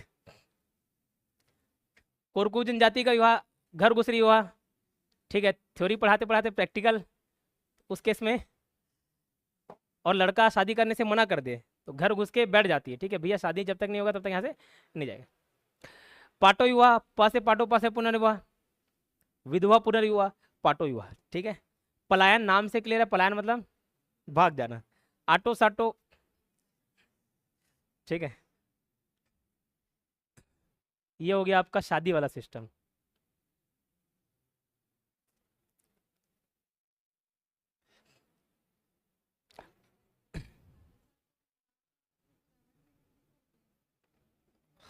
बोलते होंगे शायद, उसका भी मतलब फिर वही होगा, एक विनिमय तो मालूम है। एक अस्थायी कृषि, थोड़ा सा ये पॉइंट भी देख लो, जनजाति वाला पॉइंट आया तो थोड़ा सा ही है।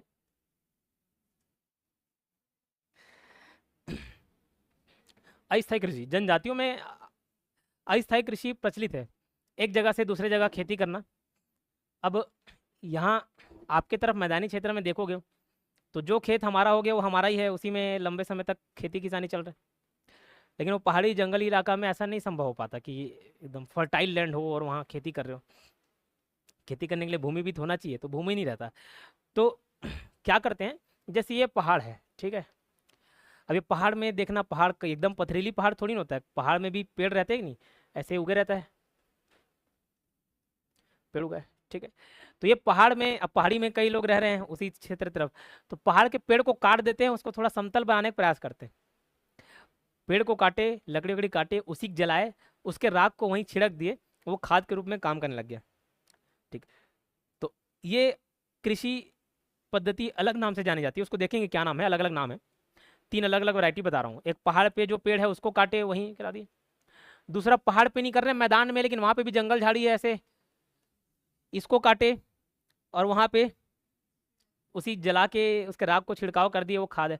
लेकिन ये ज़्यादा दिन तक चलता नहीं, यहाँ ये बहुत ज़्यादा फर्टाइल नहीं होता, 2-3 साल बाद उसकी फर्टिलिटी जो है वो ख़त्म हो जाती है, ठीक है, बंजर हो जाती है भूमि, और फिर उसमें अनाज नहीं उगाया जा सकता, ठीक है।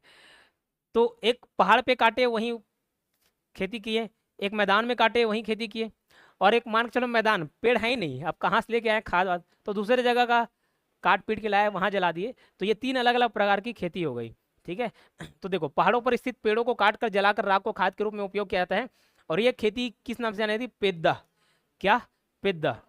तो एक एक नाम लेके चल रहा हूँ, याद रखना, पा से पहाड़, पा से पेद्दा, पहाड़ में जो जंगल है उसको काटे, पा से पहाड़, पा से पेद्दा। मैदान में जंगल है उसको काटे, मरहान। इस प्रकार की खेती क्या, मरहान, कंसेप्ट बता दिया, ठीक है। दूसरे जगह का, ये दू से याद रखना, दूसरे जगह से पेड़ काट के लाए, इधर जला कर राख बना के डाल दिए, दहिया, याद रहेगा। तो पहाड़ वाला पेद्दा, मैदान वाला मरहान, और दूसरे जगह वाला दहिया। लेकिन इसके और बहुत सारे नाम हैं, और ये जनजाति वाले में पढ़ेंगे खैर, लेकिन इसको यहाँ भी देख लिए। पेद्दा को और नाम है बेवर या बेवार या धारिया, पेद्दा, बेवर, बेवार या धारिया। मरहान का अलग अलग नाम है, देवारी, दीपा, एरका। और दहिया का और क्या क्या नाम है, दाही या पारकी। ये सबको याद रखना है, एक ठोक याद करा दिया, बाकी याद कर लेना। ठीक। छत्तीसगढ़ का जब ज्योग्राफी पढ़ोगे तो उसमें ना मिट्टी पढ़ोगे आप। मिट्टी अलग अलग प्रकार है, लो क्वालिटी, हाई क्वालिटी, ऊपर से नीचे, नीचे से ऊपर, ऐसे मिलेगा आपको। तो उसमें मिट्टी का नाम मिलेगा, गाभर, टिकरा, माल गभार, गभार, ये सब नाम मिलेगा आपको। लेकिन अभी ये जो बता रहा हूँ ना, ये मिट्टी का नाम नहीं है, ये चावल की खेती के अनुरूप खेतों के नाम है। मिट्टी के नाम भी ये सब जो देख रहे हो ना, टिकरा, गभार, माल गभार, गाज छावर, ये सब नाम सुनोगे तो वो मिट्टी का नाम है। बट यहाँ पे क्या बोल रहा हूँ, खेत का नाम।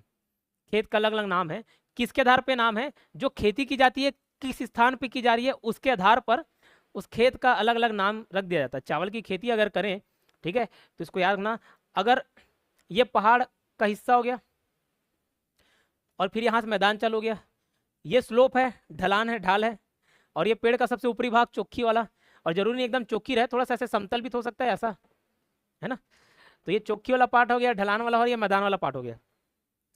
तो मैदान वाले क्षेत्र में अगर खेती किए, चावल की खेती किए, तो वो खेत का नाम क्या हो जाएगा, माल गभार। मैं बोल रहा हूँ इसको कंफ्यूज मत होना, जब ज्योग्राफी में पढ़ोगे तो मिट्टी भी नाम होगा, टिकरा, माल गभार, गभार। लेकिन अभी क्या बोल रहा हूँ, चावल की खेती, उसके भी नाम है, किसके अनुरूप, किसके अकॉर्डिंग, चावल की खेती के अनुसार, ठीक है। अगर मैदान क्षेत्र में, मैदानी क्षेत्र में चावल की खेती की जाए तो उसको क्या बोलेंगे, उस खेत को नाम माल गभार या दोभा, ठीक है।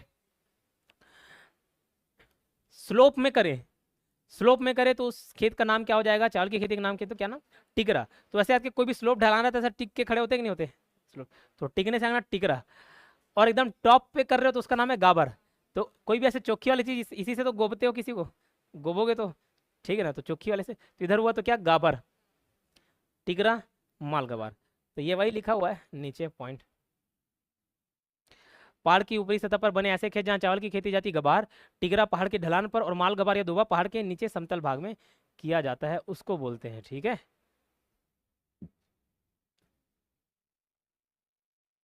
लोकनाट्य बच गया, और कुछ प्रमुख व्यक्तित्व बच गए। 10-10 हो गया। बताऊं क्या आगे, बताऊं, ठीक। कुछ चर्चित व्यक्तित्व, अलग अलग लोकगीत, लोक नृत्य देखे नहीं, काहे मुंह बना रहे हैं?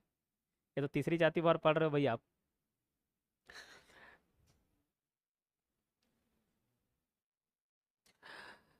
अलग अलग प्रकार के लोक नृत्य, लोकगीत देखे, उसको परफॉर्म करने वाले अलग अलग व्यक्ति हैं, ठीक है। तो उनके बारे में, उनका थोड़ा जीवन परिचय देखेंगे, इंपॉर्टेंट पूछ दिया जाता है, तो सबका तो नहीं करवा रहे हैं, ठीक है। जो गिने चुने फेमस है, जैसे तीजन बाई हो गई, उसके बारे में थोड़ा सा पढ़ लो। अब पंडवानी ऐसा तो नहीं कि सिर्फ तीजन बाई कर रही है, बहुत सारी लोग कर रहे हैं, लेकिन हर किसी को थोड़ी पढ़ते रहेंगे। तो जो इंपॉर्टेंट है वो करवा रहा हूँ ना मैं, ठीक। ऐसा नहीं आप पंडवानी चालू कर दी तो कल से आपका भी नोट्स में डल जाएगा, ऐसा नहीं। तो जो इंपॉर्टेंट है उसी के बारे में देखेंगे, ठीक है।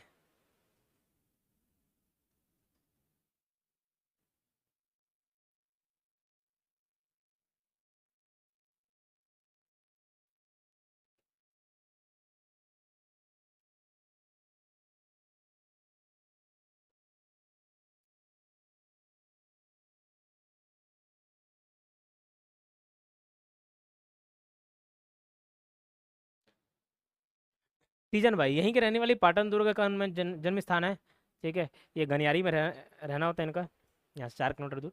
पंडवानी को अंतर्राष्ट्रीय पहचान दिलाने में मदद की तीजन भाई। ये आए दिन कहीं ना कहीं जाते रहते हैं और कहीं ना कहीं से अवार्ड जीत के आती रहती है। तो पंडवानी की कपालिक शैली से संबंधित है। पंडवानी 2 प्रकार की होती है, 2 शैली है पंडवानी में, एक कपालिक और एक वेदमती शैली, ठीक है। एक कपालिक, एक वेदमती। क्या डिफरेंस है, वेदमती में सिर्फ गायन कार्य होता है। क्या बोल रहा हूँ, पंडवानी के 2 शैली, पंडवानी के 2 शैली, एक का नाम है कपालिक, दूसरे का नाम है वेदमती। इसमें केवल सिंगिंग होता है, गायन होती है, ठीक है। और इसमें सिंगिंग प्लस डांसिंग दोनों होता है। तो शुरू में कन्फ्यूजन होता था, तो उसको मैंने ऐसे रिलेट कर लिया, डांस करते थोड़ा बहुत थिरकते हैं, कांपते हैं, तो कपालिक वाला डांस, सिंगिंग और डांसिंग दोनों चलता है उसमें, ठीक है। और वेदमती शैली में सिर्फ और सिर्फ गायन करते हैं, है ना। तो तीजन बाई कौन सी शैली की, या कुछ कुछ और नाम आते हैं वो सब कौन सी शैली के पूछते हैं, उसको मैंने ऐसे याद कर लिया। एक ऋतु वर्मा नाम है क्या, ऋतु वर्मा। तो री से ऋतु वर्मा, री से ऋग्वेद, वेद 4 प्रकार के होते हैं, उसमें एक वेद का नाम है ऋग्वेद, ऋग्वेद, ठीक है। तो ऋग्वेद से ऋतु याद रखना, वेद से वेदमती। तो एक ऋतु वर्मा ही एकमात्र महिला का नाम है जो वेदमती शैली से संबंधित है। इसके अलावा ज्यादातर जितने भी फेमस महिलाएं, फेमस महिलाएं, बहुत सारी बाई नाम है, ठीक है, सारी महिलाएं कपालिक में है। तो महिलाएं लोग थोड़ा अच्छा डांस कर लेती हैं, उनके कमर में थोड़ा लचक रहता है, ठीक है। तो वैसे याद कर लिया, ज्यादातर महिलाएं किससे जुड़ी हैं, कपालिक शैली से। तीजन बाई भी किससे, कपालिक शैली से। लेकिन एक महिला एक्सेप्शन है, ऋतु वर्मा, तो उसको याद रखने में तकलीफ नहीं होगा आपको। क्यों, ऋतु वर्मा, री से ऋतु वर्मा, री से ऋग्वेद, याद रह जाएगा, ठीक है। फिर पुरुष वाले तो सब किस में है, ज्यादातर वेदमती शैली में। तो पंडवानी को अंतर्राष्ट्रीय पहचान दिलवाई, अच्छी बात है। पंडवानी की कपालिक शैली संबंधित है, इसमें गायन और नृत्य दोनों किया था, किसमें, कपालिक शैली में। ये 1973 से शुरुआत की थी, इसको छोड़ देना। ये पद्मश्री मिला 1987 में, पद्म भूषण मिला 2003 में। और एक छत्तीसगढ़ की एकमात्र महिला या ऐसा व्यक्तित्व जिनको पद्म विभूषण पुरस्कार मिला है, वो कौन है, तीजन बाई। किसी लड़के की नहीं मिला है। तो पहला व्यक्ति भी बोला जाए तो तीजन बाई, पहली महिला भी बोले तो भी तीजन बाई। कब मिला, 2019 में। संगीत नाटक अकादमी पुरस्कार से सम्मानित किया गया। फूकुओका का सम्मान जापान से सम्मानित किया गया। और इसके अलावा करंट अफेयर में जो भी आ जाए, जो सम्मान मिलते रहे, उसको भी याद करते चलना। श्याम बेनेगल द्वारा निर्देशित धारावाहिक भारत एक खोज में पंडवानी गायन किया। झाड़ूराम देवांगन, इनको भी याद रखना, ये इनको पितामह बोलते, किसके, पंडवानी के गुरु या पितामह बोलते किसको, झाड़ूराम देवांगन को। ग्राम बासिन भिलाई के निवासी हैं ये, इनका जन्म वहीं का है। वेदमती शैली के प्रसिद्ध गायक है, इस शैली में सिर्फ गाते हैं, बताया वेदमती शैली। पंडवानी को राष्ट्रीय और अंतर्राष्ट्रीय पहचान दिलाई, ठीक है। पंडवानी क्या है, पंडवानी किस पर आधारित है अगर पूछा जाए तो महाभारत पे, महाभारत की कहानी पर आधारित है। किसने रचा, किसके रचयिता पर आधारित है, कौन रचयिता, अगर किसने रचना पर आधारित अगर पूछा जाए तो क्या बताओगे, संबल सिंह चौहान, संबल सिंह चौहान, ठीक। इसके मेन कैरेक्टर, हीरो और हीरोइन कौन है, तो अगर महाभारत में ऐसे देखा जाओगे तो भैया आपको या तो अर्जुन मेन कैरेक्टर लगते हैं, हीरोइन देखा जाए तो द्रौपदी है। लेकिन यहाँ पे इस केस में पंडवानी गायन में हीरोइन तो द्रौपदी है ही, लेकिन हीरो अर्जुन नहीं है ना युधिष्ठिर नहीं है, कौन है, भीम है। इसको याद रखना, ठीक है। कैरेक्टर में हीरो कौन है, भीम, और हीरोइन कौन, ठीक। फिर ऋतु वर्मा के बारे में बताया, पंडवानी की वेदमती शैली ऋग्वेद से याद कर लेना। स्वर्गीय देवदास बंजारी, ये पंथी नृत्य से संबंधित है, और ये अब स्वर्गीय हो चुके हैं, स्वर्ग निवास कर चुके हैं, देवदास बंजारे। सूरजबाई खांडे, लोकगीत वाला वीडियो रिकॉर्ड है, उसमें ये बताया था मैं लोकगीत वाले पार्ट में। इकतारा सारंगी याद आ रहा है क्या, तो सूरजबाई खांडे वहाँ से याद किए थे। भर्ती करके सब मारती पिटती है, तो भरथरी मारने से ढोला मारो, चंदनी, ये सब की गायिका थी, ये भी स्वर्गीय हो चुकी हैं। हबीब तनवीर के साथ उनकी मंडली में काम किया, अच्छी बात। लक्ष्मण मसूरिया ये गीतकार के रूप में फेमस हैं। एक गीत है मोर संग चलाओ रे मोर संग चलाओगा, ये किसका गीत है, तो लक्ष्मण मसूरिया का। इनका एक निबंध भी फेमस है, माटी कहे कुमार से। दुलार सिंह मंदराजी, इनको छत्तीसगढ़ी नाचा के भीष्म पितामह माने जाते हैं, ठीक है। छत्तीसगढ़ी नाचा के भीष्म पितामह, किसके, छत्तीसगढ़ी नाचा के भीष्म पिता किसको, दुलार सिंह मंदराजी, ठीक। रवेली ग्राम दुर्ग में इनका जन्म हुआ, और इसी नाम से उन्होंने पार्टी भी बनाई, रवेली नाचा पार्टी, नाचा का प्रोत्साहन देने हेतु। राज्य शासन द्वारा लोक कला के क्षेत्र में यही पुरस्कार दिया जाता है, दाऊ दुलार सिंह मंदराजी। एक रामचंद्र देशमुख मिलेंगे, ये छत्तीसगढ़ी लोक कला के उद्धारक। अब अलग अलग नाम मिल रहे हैं, कोई पुजारी मिलेगा, लोक कला के पुजारी, कोई लोक कला के उद्धारक, कोई नाचा के भीष्म पितामह। तो उसको छोटा छोटा से कोड बना लिया, उससे याद कर लिया। जैसे आमतौर पर डांस होता है, शादी डीजे सब जगह नाच गाना रहे हो, नाच रहे हो, तो थोड़ा पी पा के नाचते हैं, तो ऐसे बोलते नहीं, मंधा होके नाच रहे हैं, पी पा के नाच रहे मतलब मंधा होके नाच रहे हो। तो मंधा से मंदराजी, नाचा से नाचा का भीष्म पितामह। राम भगवान आया तो उद्धार करने के लिए आया कि नहीं आया, ठीक है, उद्धार किए, सब राक्षसों को निपटाए, और आधा ज़्यादा इधर के राक्षसों को निपटाया, दंड करें 10 साल रहे। तो इन्होंने क्या किया, उद्धार किया, किसने, राम भगवान ने। तो रामचंद्र देशमुख लोक कला के उद्धारी। अब कोई एकदम प्रकांड विद्वान रहता है, पुजारी रहता है, तो बोलते हैं एकदम महापुजारी है, ठीक है, महान पुजारी है। तो महासिंह चंद्राकर, ये लोक कला के पुजारी नाम से जानते हैं, ठीक है। किसके पुजारी, लोक कला के, ठीक। रामचंद्र देशमुख छत्तीसगढ़ी लोक कला के उद्धारक। बघेरा ग्राम दुर्ग के निवासी है, बघेला हो गया, बघेरा। 1951 में इन्होंने देहाती कला मंच का गठन किया, याद रखना है। 1971 में चंदेनी गोंदा नाचा पार्टी का गठन किया। रवेली नाचा पार्टी कौन, मंदराजी, ठीक है। और चंदेनी गोंदा पार्टी कंफ्यूज मत होना, रामचंद्र में चंद आ रहा है तो चंद्री, और वो जहाँ पैदा हुए थे ना उसी के नाम से रवेली नाचा पार्टी रख दिए थे, ठीक है। 1983 में पद्मलाल पुन्नालाल बख्शी की कहानी कारी के अभिनीत किया था। ओके। दाऊ महासिंह चंद्राकर महान पुजारी से याद किए थे, छत्तीसगढ़ी लोक कला के पुजारी, इनका जन्म दुर्ग में हुआ था। सोना अभियान के संस्थापक थे और नरेंद्र देव की रचना थी सुबह की तलाश, उस पर सोना अभियान नामक नाटक का मंचन किया। फिर हबीब तनवीर, इनकी स्थापना देखो, हिंदुस्तान थिएटर दिल्ली में 1954 में और नया थिएटर रायपुर में।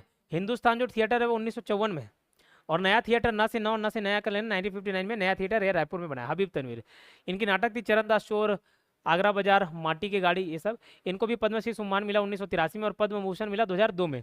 2003 में तीजन बाई को मिला था, 2002 में हबीब तनवीर को मिला है, ठीक है। रंगकर्म, रंगमंच के कर्मी हैं ये। ओके, ठीक, क्लियर। एक टॉपिक बस बचा, लोक नाट्य, फिर लोक कला संस्कृति पूरा समाप्त हो जाएगा। तब्बू,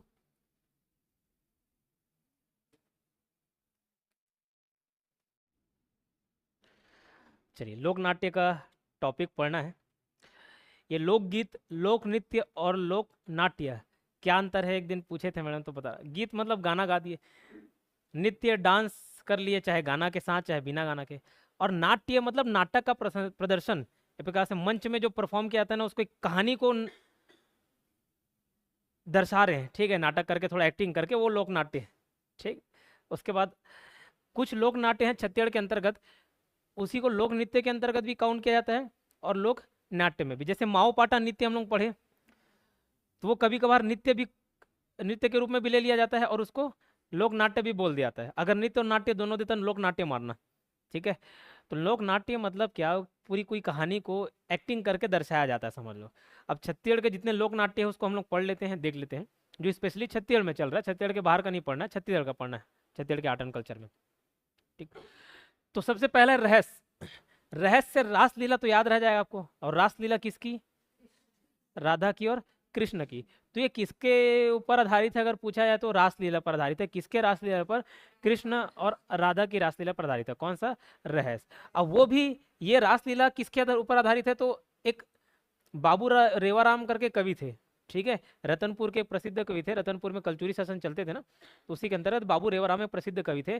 तो उन्होंने अपनी पांडुलिपि में ये रासलीला का वर्णन किया। पांडुलिपि मतलब अपना हैंड रिटन नोट्स बनाया, ठीक है, पांडुलिपि मतलब हैंड रिटन।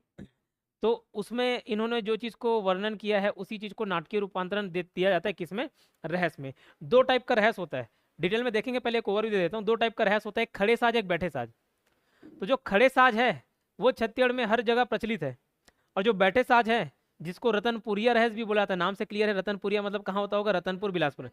अब बस वो वहीं तक सीमित है, उसके अलावा और कहीं नहीं जाते। खड़े साज वाले को जो परफॉर्म करते हैं ना, तो पूरी एक मंडली होती है, कोई एक जन नहीं परफॉर्म करता, पूरी पूरी मंडली। जैसे दशहरा होता है तो उससे पहले, हाँ, राम रावण मारने वाला जो भी नाटकीय प्रदर्शन रहता है उसके लिए पूरी एक मंडली होती है ना, अकेले सब कोई थोड़ी ना परफॉर्म कर लेगा। राम कोई अलग बन रहा है, रावण कोई अलग बन रहा है, हनुमान कोई अलग बन रहा है, ठीक है। तो ऐसी उसकी पूरे जो ग्रुप रहता है उसको, ग्रुप को क्या बोलते हैं, मंडली बुलाता है। क्या बुलाता है, मंडली। तो ये खड़े साज और बैठे साज, जो जो खड़े साज वाला है ना, वो परफॉर्मेंस एक बिलासपुर में तो फेमस है ही, रतनपुर में तो फेमस है ही, साथ ही साथ ये बाकी जगह भी किया जाता है। लेकिन बैठे साज वाला केवल और केवल कहाँ फेमस है, रतनपुर में। आगे और उसको डिटेल में देखेंगे। उसको परफॉर्म करने वाले अलग अलग ग्रुप भी है, सुवर्ण वाले और सतनामी रहस्य, सुवर्ण रहस्य। तो सुवर्ण रहस्य में जिसका जो मुखिया होता है, उस मंडली का कोई एक मुखिया है, उसका मुखिया अगर ब्राह्मण है, स्वर्ण वर्ग बोलते हैं ना, सवर्ण, तो सुवर्ण वहां से रिलेट कर सकते हो। तो जिसका मुखिया ब्राह्मण होगा वो सुवर्ण, और जिसके मुखिया सतनाम समाज का होगा वो सतनामी रहस्य, ठीक है, क्लियर। तो ये रहस्य का थोड़ा बहुत ऊपर नीचे देखे और आगे उसका पूरा डिटेल देख लेंगे, ठीक है। पंडवानी, पंडवानी में पहले क्या यूट्यूब में दिखा दे, यूट्यूब में दिखाने से ना यहाँ पे कॉपीराइट का इशू आता है, ठीक है, तो इसलिए इसको नहीं दिखा रहा हूँ यूट्यूब में। आप जाके देख लेना, दो फेमस कलाकार का देखना, दोनों शैली आपको समझ आ जाएगी। एक तीजन बाई का देखना, और कहीं ना कहीं पहले DD1 में आता था, वो ऐसे ठोक पकड़ रहती थी, तंबूरा करथल, ठीक है। और फिर भीम जंगल में गेरी से, फिर पीछे से हाओ ऐसे आवाज आता है, तो जो हाओ कर रहे हैं वो रागी बोलते हैं, हुंकार भरना बोलते हैं, ठीक, तान ऐसे हो गए हाओ, ये चल रहे। तो पंडवानी वाला देख लेना एक बार, तीजन भाई का देखना। और एक चेतन देवांगन, चेतन देवांगन जी का अच्छा लगता है, मतलब बैठ के करते वो कपालिक शैली नहीं, वो वेदमती शैली। चेतन देवांगन का देखना अच्छा लगता है सुनने में। तो पंडवानी की दो शैली, एक कपालिक एक वेदमती। कपालिक नाम से क्लियर है, कपाल, कपाल मतलब जिसको मस्तिष्क में रखा जाए, याद करके बोला जाए, ठीक है। तो देखना तीजन भाई ऐसे पढ़ पढ़ के बोलती है कि नहीं पढ़ती बोलती, मतलब मस्तिष्क में रखी हुई है, ये मेमोराइज करके रखी हुई है, उसको परफॉर्म करते हैं। कपालिक में एक और डिफरेंस आता है वेदमती से, वो ये कि जो कपालिक शैली है उसमें थोड़ा डांस परफॉर्मेंस भी कर दिया जाता है, और जो वेदमती शैली होता है उसमें बैठ के करते हैं। आप देखोगे चेतन देवांगन वाला वो ऐसा ऐसा चलते रहेगा बैठ के आराम से एक जगह में, ठीक है। तो कपालिक शैली वेदमती शैली दो शैली में रहते हैं पंडवानी। किसके कथा पर आधारित है? तो महाभारत की कथा पर आधारित है, ठीक है। किस पर आधारित है? महाभारत की कथा पर आधारित है। किसके द्वारा रचित रचित महाभारत कथा? तो सबल सिंह चौहान, सबल सिंह चौहान, ठीक है, सबल सिंह चौहान, याद रखना, सबल सिंह चौहान पर आधारित है। इसका जो मेन लीडर है या मेन कैरेक्टर है, जो हीरो है, वो कौन है पूछा जाए तो भीम है, अर्जुन नहीं है, युधिष्ठिर नहीं है। युधिष्ठिर राजा बन जाते नहीं तो युधिष्ठिर को मत मार देना, अर्जुन अर्जुन सुनते तो अर्जुन मत मार देना। इसके जो मेन लीडर है वो कौन है? भीम। और हीरोइन कौन है? द्रौपदी। हीरोइन तो एक ही थी, ठीक है, पांचों की हीरोइन एक ही थी, द्रौपदी, ठीक। तो हीरो पूछा जाए तो भीम, हीरोइन पूछा जाए तो द्रौपदी, याद रहेगा। तो पंडवानी के दो प्रकार, कपालिक और वेदमती शैली। इसके नाम में कंफ्यूजन होता था तो उसको मैंने ऐसे याद किया हुआ है, एक ऋतु वर्मा को छोड़ के, ऋतु वर्मा को छोड़ के बाकी सभी जो महिलाएं हैं, जितना नाम मिलेगा फेमस महिला, फेमस नाम जो मिलेंगे सब कपालिक शैली के, ठीक है। तो कपालिक में डांस भी किया जाता है ना, तो लड़के और लड़के के मुकाबले लड़कियां थोड़ा ज़्यादा ठीक ठाक डांस कर लेती हैं, ठीक है। तो कैसे भी मटका दे तो हाँ अच्छा डांस है, और वही लड़के तो लड़का टाइप से नाचा चल भी ऐसा, ठीक है। तो लड़कियां थोड़ा ठीक ठाक डांस कर लेती हैं। तो कपालिक शैली में सभी के सभी जितने भी लड़कियां फेमस नाम आएंगी ना, उषा बाई, शांति बाई, जितने भी बाई बाई वाले हैं, सब बाई किसमें? कपालिक शैली में। एक ही ऋतु वर्मा अपवाद है, वो वेदमती शैली की है। कैसे रखना? ऋत वेद, ऋग्वेद, री से ऋतु वर्मा रखना, और वेद से वेदमती, चार वेद में से एक वेद है ऋग्वेद, तो वो वहां से आप रिलेट करके याद कर सकते हो, ठीक। पंडवानी के गुरु किसको बोला जाता है? तो झाड़ूराम देवांगन को बोला जाता है, लेकिन उनसे ज्यादा फेमस हो गए तीजन भाई। आप झाड़ूराम देवांगन को तब जान रहे हो जब पढ़ रहे हो, लेकिन तीजन भाई उसको आगे लेके चले गई, ठीक है, अलग स्तर पर लेके चले गई। देश विदेश में उन्होंने दौरा किया, अलग अलग जगह परफॉर्मेंस किया, ठीक। अभी जब बीच में ऐसे प्रमोट कराने के लिए गया था उनके पास बातचीत तो अपना जापान वाला कहानी बता रही थी। तो जापान में उन लोगों को ना गाय का मांस खिला दिए, उसको चीला रोटी है समझ के खा दिए। ना उनको इंग्लिश आता, ना उनके साथ जो गए थे सिस्टर उनको इंग्लिश आता, बस कोई दूसरा अरेंजमेंट किया वहाँ बैठा दिया। तो सब किए, काय चीला रोटी जिसे लगा थे खा दिए उसको, ठीक है। बाद में मालूम चला गाय का मांस। खैर, तो अलग अलग जगह जाते हैं और अलग अलग अवार्ड जीते हुए उनके पर्सनल व्यक्तित्व वाले में पढ़ लेंगे। जापान का फुकुआ का अवार्ड मैं जो बता रहा हूँ ना, वही कहानी बता, ठीक है। तो ये तीजन बाई की कहानी। उसके अलावा मैंने बताया कि कौन कौन लड़के का नाम आया, फिर ज़्यादातर वेदमती शैली। एक लड़की ऋतु वर्मा लड़की का नाम है, लड़की नहीं है, मतलब थोड़ी बड़ी होंगी वो, ठीक।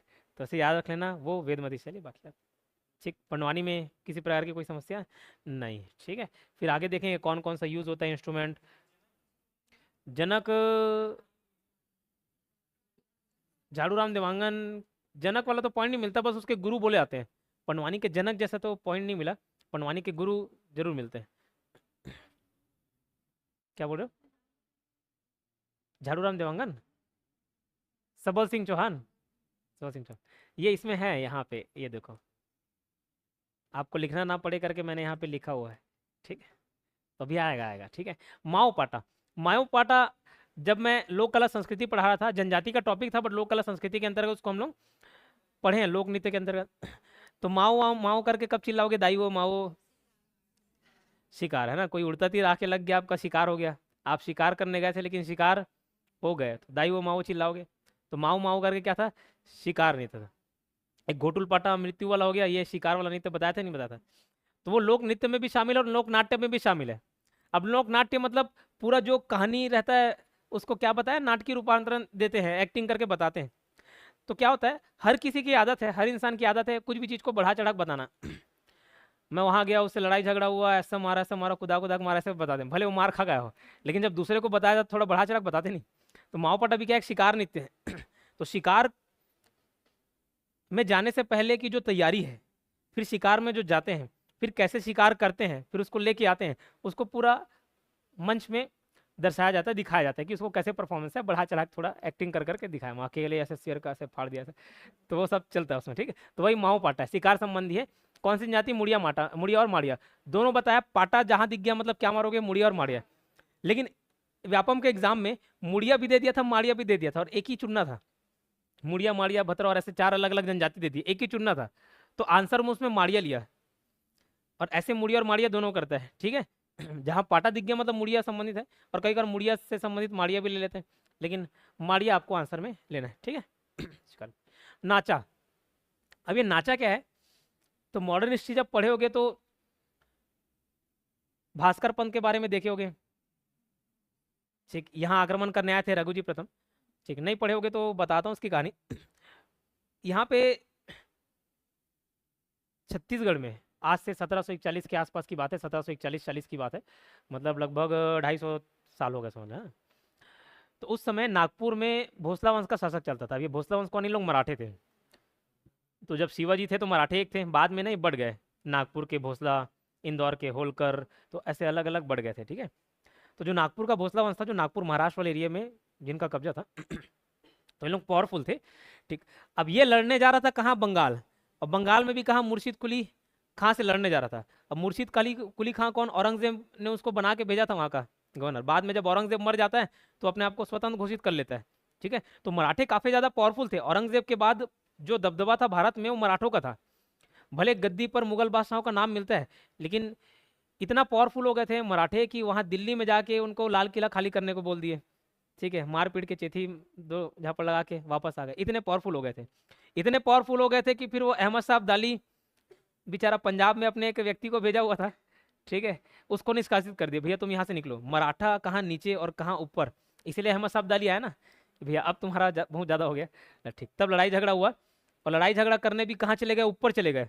ऊपर मतलब पानीपत के मैदान में। और जो मराठों की भौगोलिक परिस्थिति रहती थी महाराष्ट्र में, वो क्या था, छापेमारी युद्ध में ज़्यादा फेमस थे उन लोग, ज़्यादा उसमें एक्सपर्ट थे। लेकिन वो खुले मैदान का युद्ध हो गया, जो उतना लड़ाई नहीं लड़े थे, हार गए। उसके बहुत सारे कारण है, मॉडर्न हिस्ट्री में खैर देखेंगे।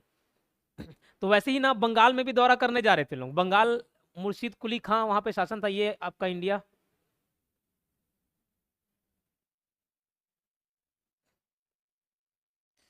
ठीक। तो इधर नागपुर के महाराष्ट्र, और ये कहाँ, बंगाल। बंगाल में मुर्शिद कुली खां था, और यहाँ पे रघुजी प्रथम करके एक शासक था। तो इसने इसको ऐसे इधर भेजा। अब ये भेजा, बीच में छत्तीसगढ़ भी पड़ गया, महाराष्ट्र से तो लगा हुआ ना सर छत्तीसगढ़, तो बीच में भी छत्तीसगढ़ पड़ गया। और यही कारण था, छत्तीसगढ़ से जो गुजर रहा था ना, तो उसको व्यवस्था करवाने बोला था कि भैया थोड़ा बहुत सेना दे देना, इधर कम पड़ रहा है, तो ठीक है। थोड़ा बहुत राशन सामग्री दे देना, कम पड़ रहा है, तो ठीक। तो यहाँ का जो राजा था वो रिप्लाई नहीं किया, ठीक, थोड़ा कंजूस था इधर का, काहे दो, ठीक। तो नहीं दिया था, उसी वजह से लड़ाई झगड़ा हो गया था। और खैर लड़ाई झगड़ा वाला पार्ट बाद में देखेंगे। ये रतनपुर से होके जब गुजरे ना, यहाँ से रास्ते से बिलासपुर और रतनपुर से होके गुजरे, तो वहाँ जब रुके तो उन लोग एक नाचा का परफॉर्मेंस करते थे, ठीक है, नाचा, ठीक। नाचा उसका अलग अलग रूप हो सकता है, नाचा, नाचिया, ऐसा नाचा नाचिया में मिलता है नाम। गम्मत, गम्मत से मिलता उलता तमाशा, और तमाशा से मिलता उलता नाचा, सब एक ही चीज़ है, एक ही टाइप का डांस फॉर्मेट है, समझ लो, नाटक का परफॉर्मेंस है। तो ये जो तमाशा है वो मराठों की देन है। तो ये जो मराठे हैं ना, नागपुर के भोसला से बताया मराठे, ये अब सैनिक हैं, लड़ाई झगड़ा करने निकले हैं, तो मनोरंजन का कुछ तो साधन होना चाहिए, कितना ही मारपीट करेंगे। तो इन लोग रात में क्या करते थे, तमाशा का आयोजन करते थे। सर अभी नाचा बोलो, फिर तमाशा बोलो, फिर गम्मत बोलो, तीनों एक ही रूप है, समझ लो। गम्मत से उद्गम हुआ किसका, तमाशा का, तमाशा से उद्गम हुआ नाचा को।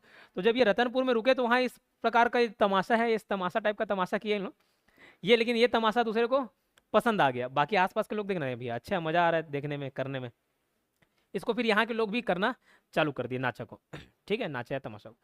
तो तमाशा किसकी देन है, क्वेश्चन पूछा जा चुका है, किसकी देन, मराठा के, मराठा से संबंधित है तमाशा। वही तमाशा में एक कैरेक्टर रहता था जिसका नाम था नाचिया, तो नाचिया से नाचा हो गया, ठीक है, नाचिया से नाचा नाम से जाना लगे, उसको नाचा बोल दिए, ठीक, छत्तीसगढ़ में नाचा बोल दिए।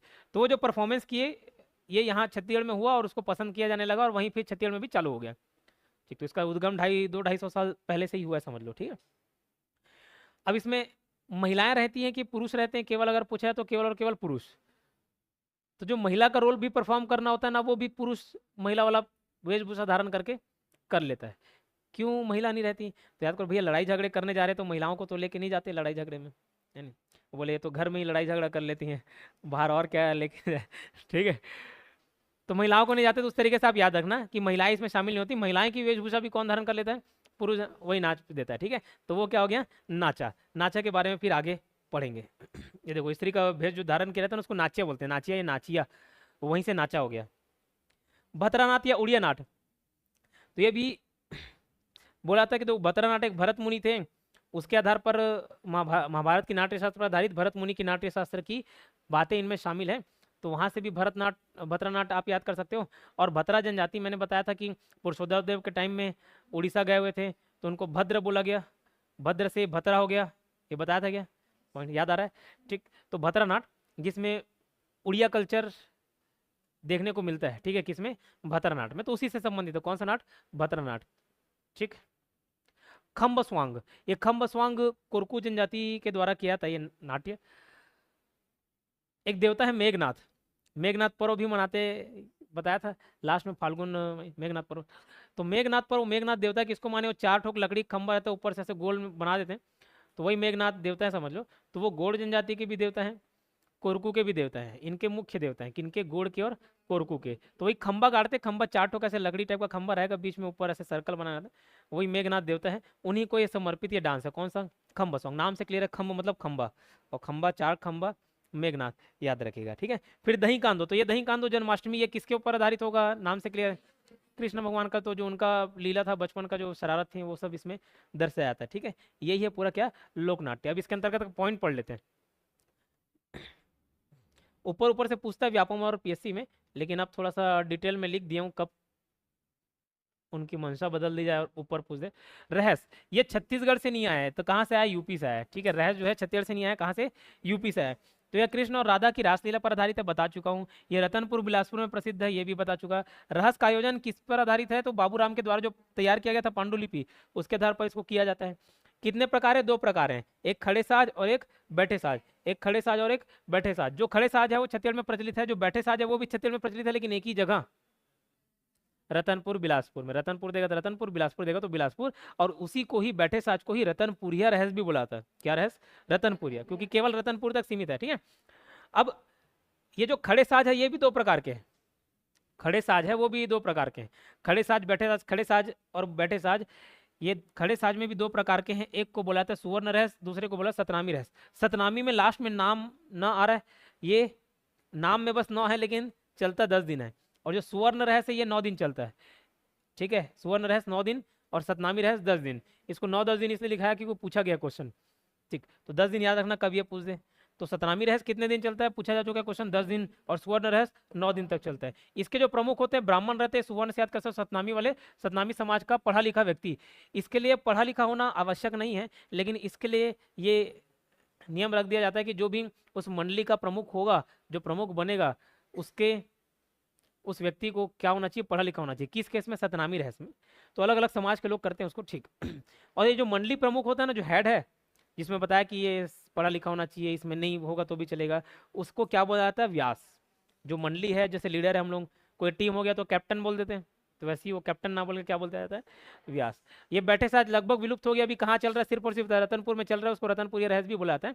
इसमें गणेश और रिद्धि सिद्धि की भी पूजा की जाती है। किसकी? गणेश और रिद्धि सिद्धि की पूजा की जाती है, ठीक है। अब देखो, इसमें मूर्ति वगैरह बनाया जाता है ना, मूर्ति बनाते हैं, किसमें? कृष्ण और राधा की भी मूर्ति बनाते हैं, और किसकी भी पूजा की जा रही है? बोल रहा हूँ, गणेश और रिद्धि सिद्धि की भी पूजा की जाती है। इसकी मूर्ति बनाकर रखा जाता है स्टेज वगैरह में। तो जो मूर्ति बनाते हैं, जो चित्रकारी करते हैं, उसको कौन सी जनजाति करती है? चित्र से आंकना चितेरा, चित्र से आंकना चितेरा। मूर्ति बनाते हैं लेकिन चित्र से आंकना चितेरा। तो कौन सी जाति बनाती है अगर पूछा है, तो मूर्ति बनाने का काम चितेरा जाति के लोग करते हैं। किसकी मूर्ति? तो बताया गणेश, रिद्धि सिद्धि, और ऊपर जो कृष्ण और राधा है उसकी भी। नारी का रोल भी कौन प्ले करता है? मेल करते हैं, ठीक है। वैसी वेशभूषा धारण करके कर लेते हैं। कब मनाया जाता है अगर पूछा है, तो फाल्गुन होली के समय इसको परफॉर्म किया जाता है।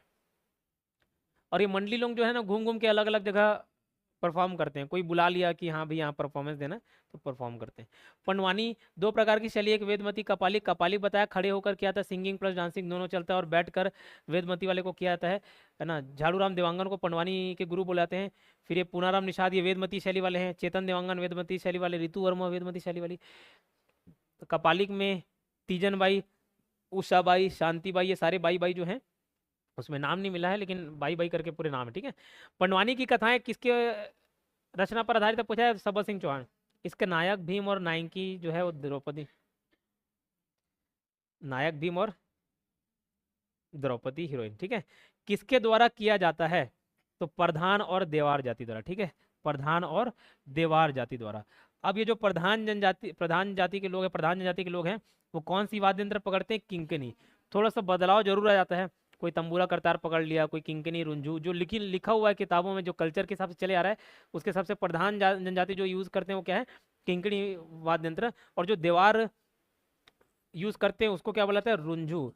किंकणी याद है क्या? काय की चीर होता है करके याद कराया था, कौन सा वाद्य यंत्र? पैसे के नाम पे काय की चीर होता है करके आगे किंकणी। फिर और किंदरी, किनेरी, ये सब देखे थे वो, फिर वो किसका था? तत्वाद्य यंत्र था। याद आ रहा होगा तो ठीक, नहीं तो हाँ हाँ बस मुंडी हिला रहे हो। और कौन सा वाद्य यंत्र होता है? तंबूरा और करताल। फिर जिसको जो पसंद वो पकड़ के डांस करती, ठीक है। बाकी जो तंबूरा करताल आमतौर पे कौन यूज करती है? तो तीजन भाई। लेकिन जो प्रधान जनजाति के व्यक्ति हैं वो कौन यूज करते हैं? किंकणी और देवार वाले रुंझू। ये हो गया आपका पंडवानी। माओ पाटा एक प्रकार का शिकार नृत्य है, और कौन सी जनजाति करती है? मुड़िया माड़िया दोनों करती है, लेकिन बताया एक बार व्यापम के क्वेश्चन में ऑब्जेक्टिव में माड़िया लिया हुआ है, मुड़िया माड़िया दोनों करती है। नाचा, ये बता दिया था। माओ पाटा क्या? शिकार नृत्य, उसका पूरा नाटकीय रूप से उसको प्रदर्शन करते हैं, शिकार की तैयारी कर रहे हैं, कैसे तीर धनुष बाण सब रेडी कर रहे हैं, कुल्हाड़ी जो भी हथियार उसको रेडी किया जा रहा है, कैसे जाया जा रहे हैं, फिर कैसे शिकार किए, उसको नाटक के रूप में दिखाते हैं। फिर नाचा मुख्य रूप से प्रचलित है कहाँ पे? रायपुर, धमतरी, महासमुंद, दुर्ग। अच्छी बात है। मराठी की तमाशा और छत्तीसगढ़ की नाचा, इसका उद्भव, दोनों का उद्भव किससे मनाता है? गम्मत से। लेकिन एक्चुअल में गम्मत, जैसे नाचा कर रहे हैं ना, वैसी गम्मत का नाम है, गम्मत है, एक लोक नाट्य था। गम्मत से तमाशा बना, तमाशा से नाचा बना। तो नाचा और तमाशा दोनों का उद्भव अगर पूछ दिया उद्भव, तो क्या लेना आंसर? गम्मत। और गम्मत ना हुआ, तमाशा दे दिया, तो छत्तीसगढ़ नाचा का उद्भव तमाशा मान लेना। ठीक है, समझ आई। छत्तीसगढ़ का गम्मत खड़े साज को बोलते हैं। छत्तीसगढ़ का गम्मत किसको बुलाता है? खड़े साज को। ठीक है। जब बंगाल में आक्रमण करने के उद्देश्य से मराठा सेना जा रही थी, उस बीच में वो छत्तीसगढ़ से गुजरे। यहाँ उन्होंने अपने सैनिक टुकड़ी स्थापित की। वे सैनिक अपने मनोरंजन के लिए गम्मत का आयोजन करते थे। इसमें सभी पुरुष स्त्री का भी अभिनय करते थे। स्त्री का जो भेष धारण करता था उसको क्या बुलाता था? नाचिया। ठीक है, नाचिया। वो परी रहती थी। परी और जोकड़ दो इसमें कैरेक्टर मिलेंगे। जोकड़ की भूमिका निभाने वाले किसमें? नाचा में। परी की भूमिका निभाने वाले किसमें? नाचा में। परी लेकिन परी नहीं होती थी, वो पापा का परा होता था। ठीक है, क्लियर? क्योंकि लड़की तो होती ही नहीं थी ना। छत्तीसगढ़ में नाचा के भीष्म पिता किसको बोला जाता है? दुलार सिंह मंदराजी।